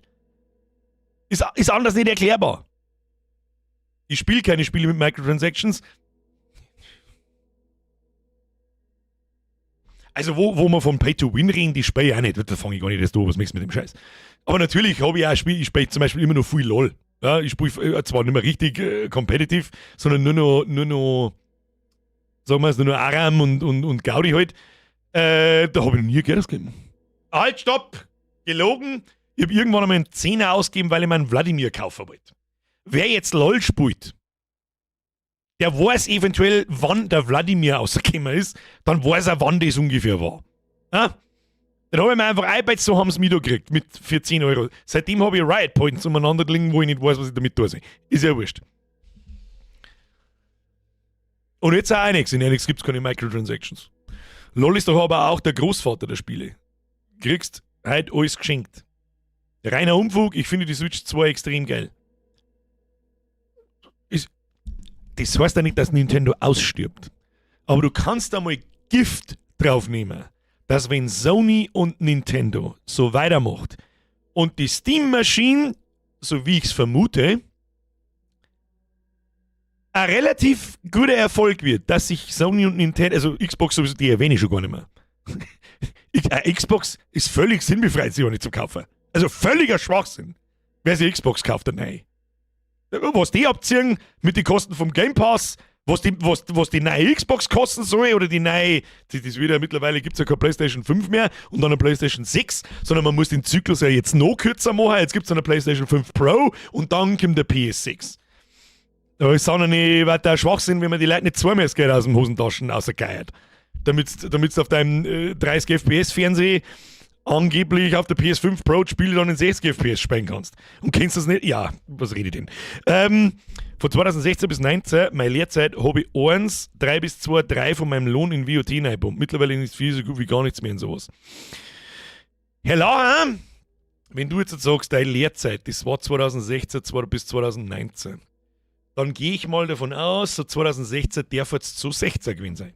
Oder 17, vielleicht 18, ist ja wurscht. 10 Jahre später bist du Mitte, Ende 20 und hast aus deinen Fehlern gelernt. Das nennt man Charakterentwicklung. Dass man damit auch junge Leute fängt, gerade bei sowas, da habe ich jetzt nicht drüber nachdenken, muss ich ganz ehrlich sagen, weil ich aus dem Alter schon sehr lang heraus bin. Sehr lang. Und zu meiner Zeit, wo ich so alt war wie du, 2016 bis 2019, da hat es sowas noch nicht gegeben. Da haben wir angefangen, uns über DLCs zu beschweren. Werde ich nie vergessen, wie die so angefangen hat. Kruzifix, das ganze Spiel, jetzt muss ich da extra 10 Euro für das Map-Pack da kaufen, jetzt ist nicht ganz dicht und heute ist es ganz normal. Aber mit den Microtransactions haben sie es halt immer noch nicht geschafft, dass die Leute aufhören zum Rumpulvern. Aber sie hören ja nicht auf, weil sie verdienen ja Geld damit. Und nicht mit euch. Nicht mit euch, die sich Streamer anschauen, die sich über Spiele informieren, und auseinandersetzen und da ein richtiges Hobby haben und nicht bloß, ja, ich weiß schon mal, ich Candy Crush gespielt, ich bin ein Gamer. Nein, bist nicht halt einmal. Die informieren sich nicht, sondern die konsumieren einfach. Stumpfes, dummes Konsumieren. Und da ist es halt schwierig, sich hineinzuversetzen in die Leute, weil wir sowas nicht sind. Zum Großteil. Gehe ich davon aus. Anfangs hießen DLCs doch noch Add-on. Das stimmt. Bin so gespannt auf die Steam Machine, wenn es so funktioniert wie angekündigt, hui. Ja, also um Gottes Willen, wenn Valve richtig Bock hat und das Teil kostet 699 Euro. Anja Mali fragt, blöde Frage, kann man sich an die Steam Machine eine Tastatur ranbasteln? Ja, natürlich. Es ist ein PC. Es ist im Grunde, wenn ich es richtig verstanden habe, ich habe mir jetzt auch nicht so durch die Technikblätter durchgelesen, ja, man korrigiere mich, wenn ich Scheiße erzähle. Aber es hat geheißen, es ist wie ein PC, das Ding hat USB-Anschluss wie ein PC und so, steckst Tastatur, funktioniert fertig. Du kannst da Windows drauf installieren, wie auf einem normalen Rechner. Es ist eine gleiche Architektur wie ein PC. Natürlich hast du da kein 4090er nicht drin. Ja, allein mein 4090er ist wahrscheinlich schwerer und größer als die Steam Machine. Die kostet aber auch allein schon 1500 Euro. Immer noch, glaube ich. Natürlich ist es keine Ultra-Todesmaschine wie ein aktueller PC, aber ein aktueller PC kostet ja halt auch 3000 Euro. Nur der Rechner. Wenn es klangt. Nach oben hin ist sowieso keine Grenze. Da brauchst du bloß einen Opfer draufzeichnen und dann kommt nur ein Nuller hinten drauf. War jetzt eine Gaudi. Aber ganz ehrlich, also ich denke natürlich auch nicht drüber nach, mir eine Steam Machine zu kaufen. Ich meine, für was denn? Dass ich dann Steam auf dem Fernseher speichere, das tue ich nicht. Das tue ich nicht. Aber ich kann mir sehr gut vorstellen, für einige, die sich einfach keinen PC nicht leisten können oder nicht wollen, vielleicht auch, weil sie wissen, ich spiele schon, aber für 2500 Euro mir einen Rechner hinstellen, samt Monitor und Tastatur und Maus und was weiß ich, was alles für ein Scheiß, das rentiert sich halt nicht. Und da denke ich mir halt schon, du, da ist es für 699 so ein kleiner Kasten. Wenn Valve total krass ist, dann deren sie einen Controller noch gleich mit dazu. Easy. Stecke ich meinen Fernseher um, mache meinen Steam-Account, habe Zugriff auf alle Spiele auf diesem Planeten, die ich haben will. Auf der fairsten und besten Plattform jemals. Und ich war da. Vor 3000 Jahren, Gandalf. Ich war da. Als Steam eingeführt wurde und die ganze Community in die Hosen geschissen hat, was für ein Rotz das Steam ist. Währenddessen der Gabe daheim sitzt und sie denkt, ihr ahnungslosen Trottel, ihr habt überhaupt gar keine Ahnung. 10 Jahre später absoluter Multimilliardär. Fährt in seiner Yacht umeinander, programmiert ein wenig, taucht und fischt. Geilster Typ ever. Das ist ein Gabe, wenn es nicht geben wird. Der Chef von Valve. Denn wenn es nicht geben würde, dann wird man schon lang überrannt von so Spackos wie EA, Ubisoft etc. Hier, da, kauf unser Spiel. Ja, jetzt hast du ein Spiel gekauft, aber damit du es spielen darfst, musst du nur mehr 80 Euro zahlen. Lord Gaben. Oh. Ich vergesse das N. Ich vertue mich immer entweder sage ich Mr. Gaben oder Mr. Gabe. Ist mir wurscht, jeder weiß, was ich meine. Oder du schließt der HDM vom PC und Fernseher an. Ja, das kannst du auch machen. Natürlich kannst du es machen, aber wie steht denn sein PC vorne ins Wohnzimmer? So groß ist diese Cube. So groß. Stört, ist absolut designneutral, die kannst du hinstellen, wo du willst. Zack, fertig. Voraussetzung ist natürlich, das Ding funktioniert so, wie es angekündigt wurde. Dann sage ich, absolut geil. Für jeden ja ab und zu ein bisschen spielt, du brauchst nicht mehr drüber nachdenken, ob du eine Playstation, eine Xbox oder eine Switch kaufst. Nie wieder. Nie wieder. Steffi schreibt, hört sich für mich Consolero absolut genial an und gibt nämlich leider etliche Spiele nicht für PS. Ist natürlich umdreht, bleibt es so. Ja, Nintendo war natürlich ein Vollidiot, wenn es auf einmal Mario-Spiele mit dem ganzen Franchise auf andere Konsolen gibt. Das wird nicht passieren. Aber irgendwann muss ich halt einmal abwägen, kaufe ich mir jetzt für die 3 Spiele eine Nintendo-Konsole. Meine letzte Nintendo-Konsole war eine Wii. Nur wegen Zelda. Nachdem ich das, was war denn das? Twilight Princess, glaube ich, 2007. Wie ich das durchgehauen habe ich mir noch 2 Spiele gekauft. Eine Woche später habe ich es verkauft. Und Franz, merci für den Zwickel übrigens. Battlefield 2 hatte 3 Add-ons. Das waren Zeiten. Das waren wirklich Zeiten. Ich habe Battlefield 2 da 2-mal oben stehen. 2-mal. Ich weiß nicht mehr, wo ich das 2. Mal her habe. Ich weiß nicht mehr. Der Herzkini schreibt, hat mein Leben lang schon Playstation, aber da bin ich echt am Überlegen zum Wechseln. Furchtbar wichtig, ich werde nicht von Steam oder irgend so jemandem zahlt. Ich gebe nur meine ehrliche Meinung wieder, was ich mir über die Maschine denke. Und das ist eine dermaßen krasse Kampfansage in Richtung Konsolen, wie ich es seit 20 Jahren, wie die Xbox announced worden ist, nicht mehr erlebt habe. Und der Einzige, der es im Knack haben könnte, dass das die anderen wehtut und sich da ein bisschen was tut, so, der es im Knack haben kann, war Steam.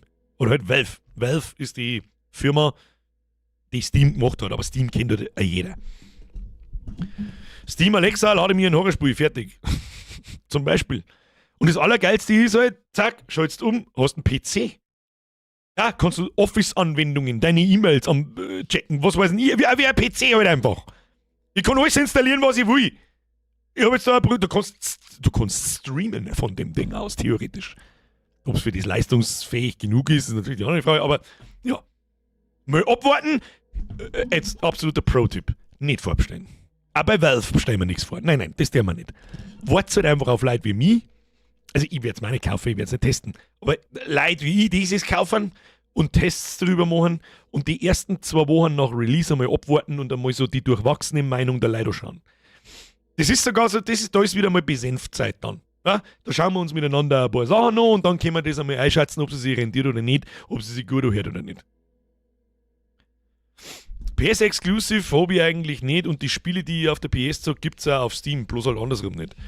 Exakt. Und mittlerweile ist ja auch so, dass zum Beispiel God of War, das war für mich, da habe ich überlegt, ja, das war eigentlich so der einzige Grund, warum mich eine Konsole interessiert hat, God of War. Das weiß ich, kann ich am PC nicht spielen. Nee.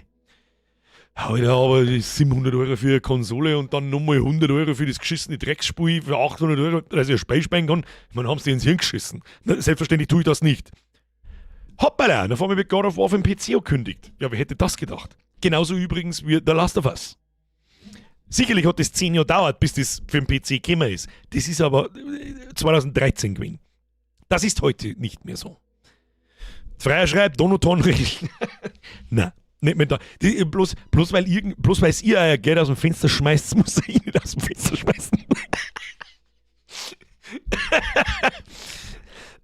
Steffi schreibt, als Beispiel Project Zomboid und für Tastatursteuerung bin ich echt zu blöd. Das ist alles eine Gewohnheit. Aber du bist ein schönes Beispiel. Ich meine das nicht besser. Um Gottes Willen, es kann ja nicht jeder den ganzen Tag vom PC sitzen, so wie ich das zum Beispiel du oder viele von euch. Ist ja klar, aber ich bin halt so. Das ist halt ein großer Teil meines Lebensinhalts. Ich sag's einfach, wie es ist. Meine Arbeit ist vom PC, meine zweite Arbeit ist vom PC, meine dritte Arbeit ist vom PC und demnächst ist meine 4. Arbeit bald auch vom PC. Da spreche ich mal die lustige Frage gestellt, so machen Sie eigentlich viel mit diesem Internet? Ja, 2 Sachen schon. Und es ist halt so. Bei manchen ist es aber nicht so. Da bist jetzt du ein schönes Beispiel dafür.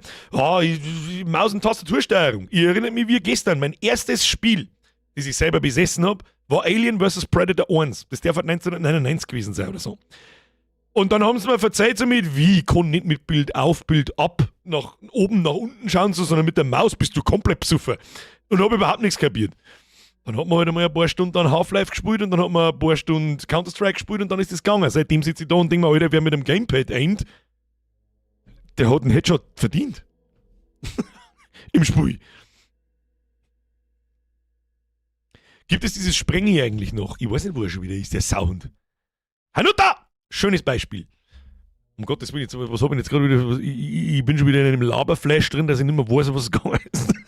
Hanuta, merci dir.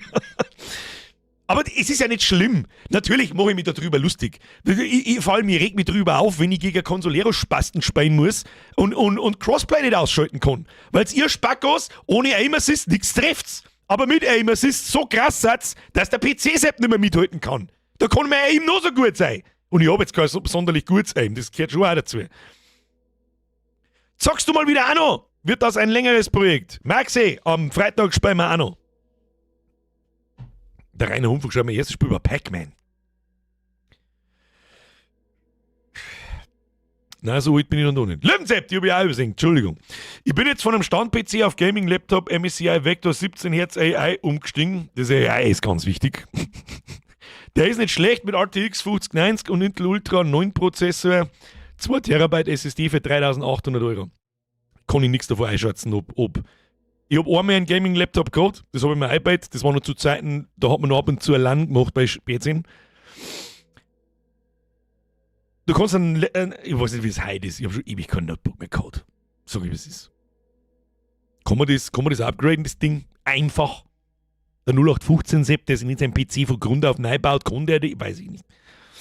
Aber um Gottes Willen, wenn dir der Rechner taugt, hauen sie rein. Merci dir.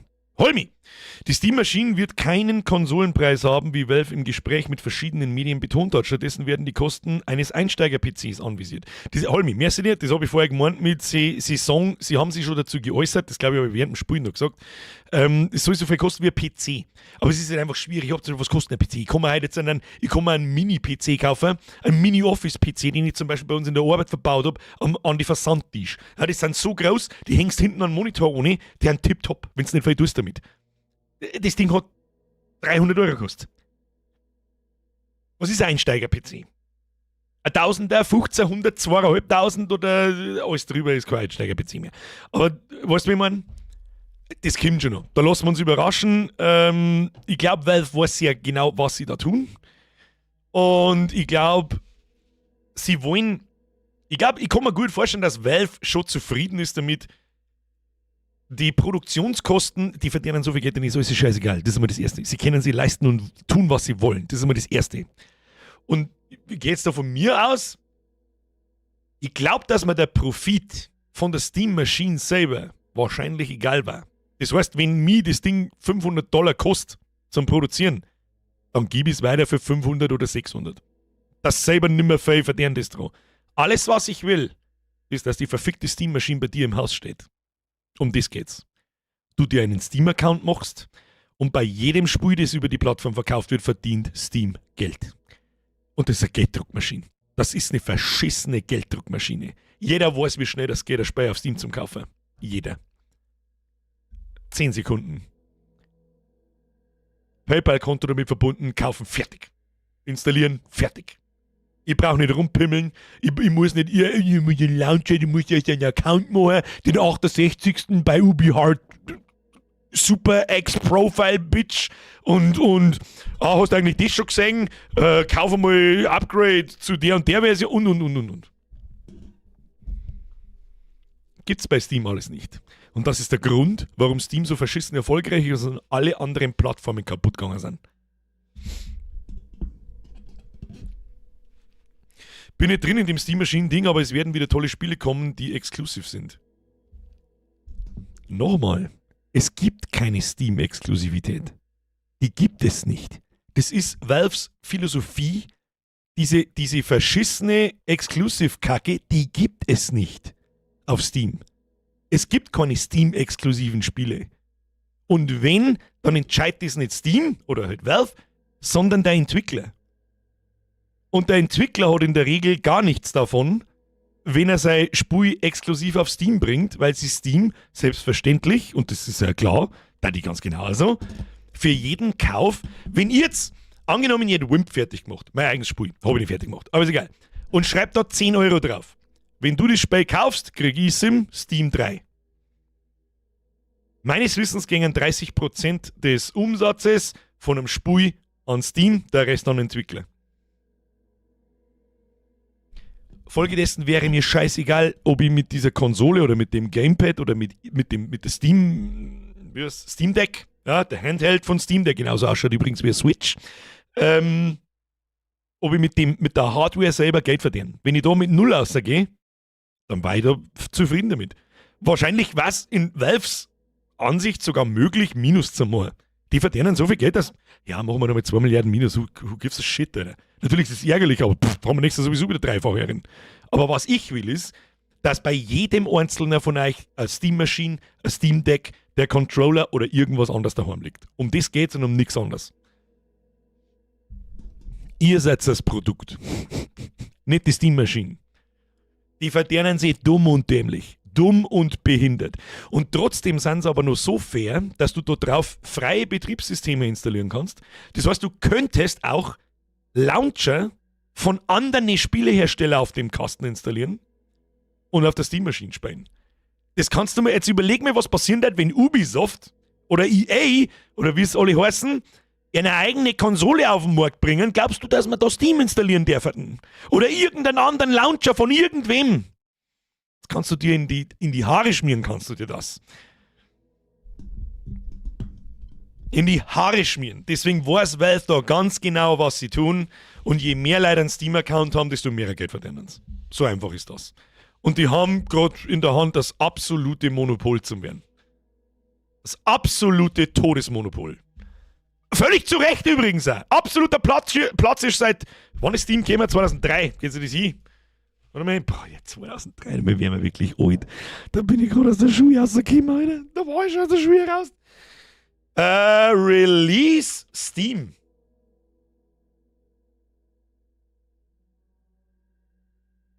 Release Steam Plattform. Die Steam-Plattform wurde am 12. September 2003 von Valve veröffentlicht. Alter. Und ich weiß nicht, was gestern gewinnt. Alle haben wir geflucht. Ja, geht nichts, ich muss Half-Life runterladen. Ich kann das gleich spielen, ich will nicht, dass es lädt. Nichts ist gegangen. Das war halt zu Zeiten, da hat noch kein Mensch DSL-Code. Die meisten haben noch einen Modem-Code. Da hast du nicht mit 25 MB runtergeladen, sondern mit 0,1 MB. Da hat ein Lied mit 3 Megabyte hat eine Stunde gedauert. Und dann hättest du Spiele runterladen sollen. Aber jemand war da seiner Zeit sehr weit voraus und hat gewusst, was kommt. War narrisch. Narrischer Business-Move, Mr. Gaben. Alle haben gelacht. Alle haben gesagt, du musst mal eine Plattform, die können wir besser. Und alle kamen sie zurückgekrochen. Alle. EA-Plattform eingestampft. Origin gibt's nicht mehr. Den Epic Launcher, den habe ich wirklich nur noch installiert, weil es ab und zu mehr Spiel umsonst gibt. Gespielt habe ich, glaube ich, noch nie was. Außer es war umsonst.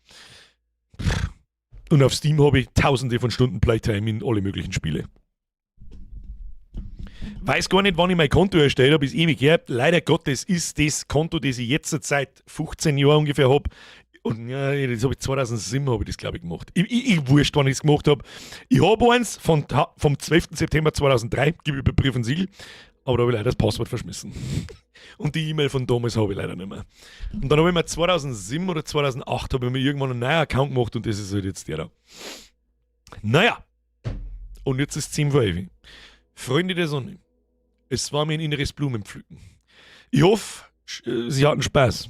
Ich habe keinen gehabt. Kein Spaß. Nein. Der Philipp der Flog ist 2003 geboren. Fragt's mir noch einmal nach meine graue Haare. Jeder, der mich auf meine graue Haare hinweist und selber aber nur U25 ist, löst damit übrigens einen Fluch aus, dass der entweder, also deine Haare werden auf keinen Fall grau. Sagen wir es so. Entweder du kriegst da ja vorne ein Dreieck und dann auf Wiedersehen, oder es fängt da ja hinten an. Ja? Bevor du 30 bist. Der Iron Sky schreibt, grau Haare, ich darf, du bist 44, das stimmt, du darfst. Wir in unserer Altersklasse, ich meine, du bist jetzt auch 5 Jahre älter wie ich, oder 4,5, ist ja vollkommen wurscht. Ich bin schon 39,5. Mir dürfen wir das. Wir wissen das, dass das hochgradig attraktiv ist. Die jungen Leute, die haben ja keine Ahnung. Die wissen ja überhaupt nichts. Ich bin an ein Meeting vor 20 Jahren, wie ich 20 war. Er kriegt sich fix, mir so Wunder, dass ich 40 geworden bin. Ich war dumm wie Brot. Keine Ahnung von gar nichts gehört. Keine Ahnung, wie die Welt funktioniert. Keine Ahnung, es hat nur eins gegeben. Geh in die Arbeit, hoffentlich ist die gleich wieder vorbei, gib mir Geld, am Wochenende versauf es. Und durch. So. Grau ist das eine, Blondie werden weiß. Oder Mr. White schreibt, du Jungspund, nächste Woche, der Iron Sky wird nächste Woche 5. Dann bist du 5,5 Jahre alt, wie ich. Ha! 40 und nix grau, bin aber auch eine Blondine. Das ist ja bei Mädels dauert es auch ein bisschen länger, das kommt schon noch. 5 Jahre gebe ich dir noch. 5 noch. Und wenn du Blondie bist, dann dauert es sowieso länger, bis man es erkennt. Ich bin Fuchs, ich bin 50, fickt euch. Ich finde es immer wieder faszinierend, wenn wir über das schmerzen, dass wirklich so viele Leute herin sitzen, die wirklich einfach älter sind. Ja, natürlich gibt es auch junge Leute herin mit 20 oder vielleicht noch weniger, aber das ist echt nice. Erste graue Haare mit 18 gekriegt, Birger.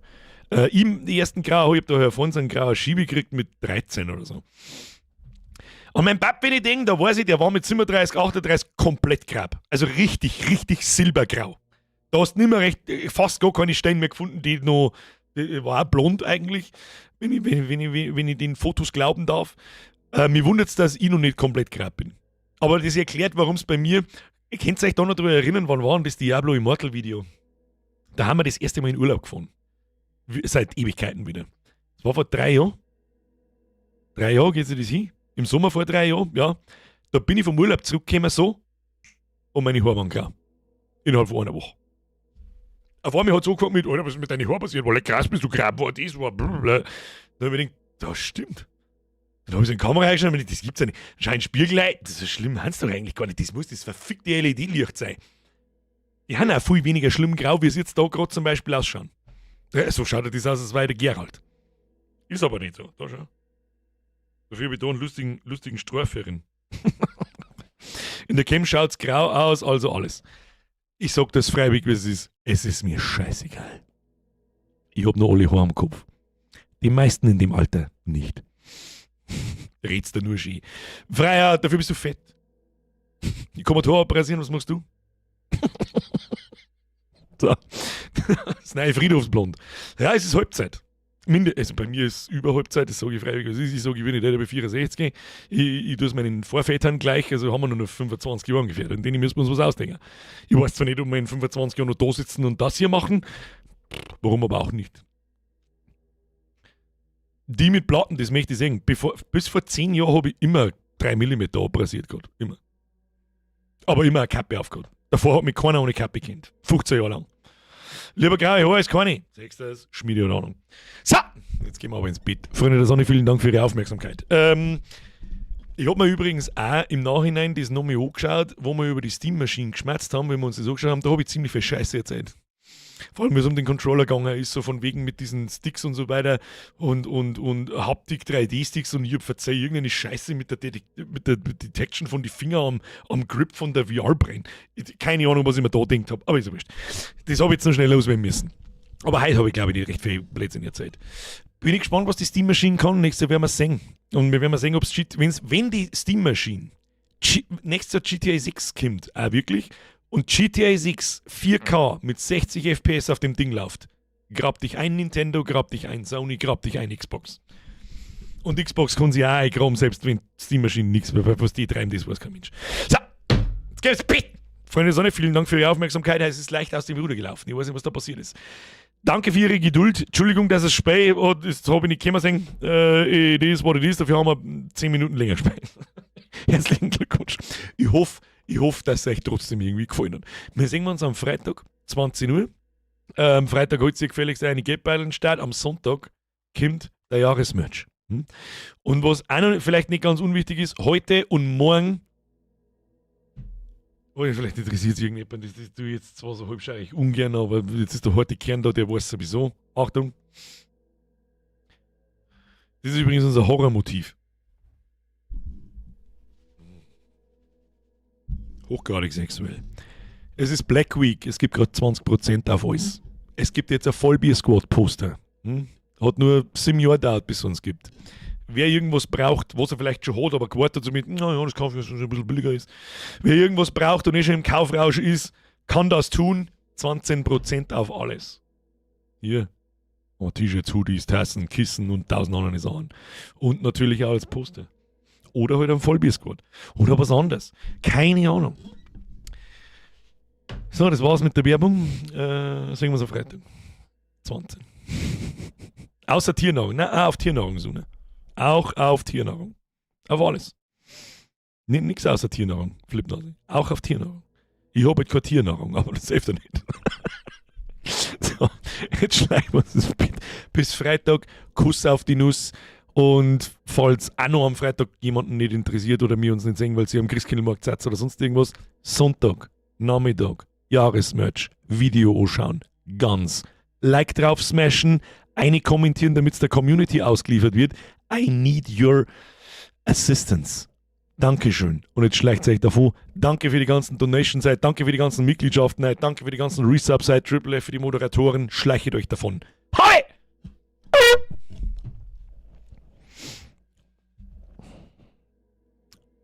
Mal kurz das Hirnstäbel, ich hab vergessen, was ich da arbeite.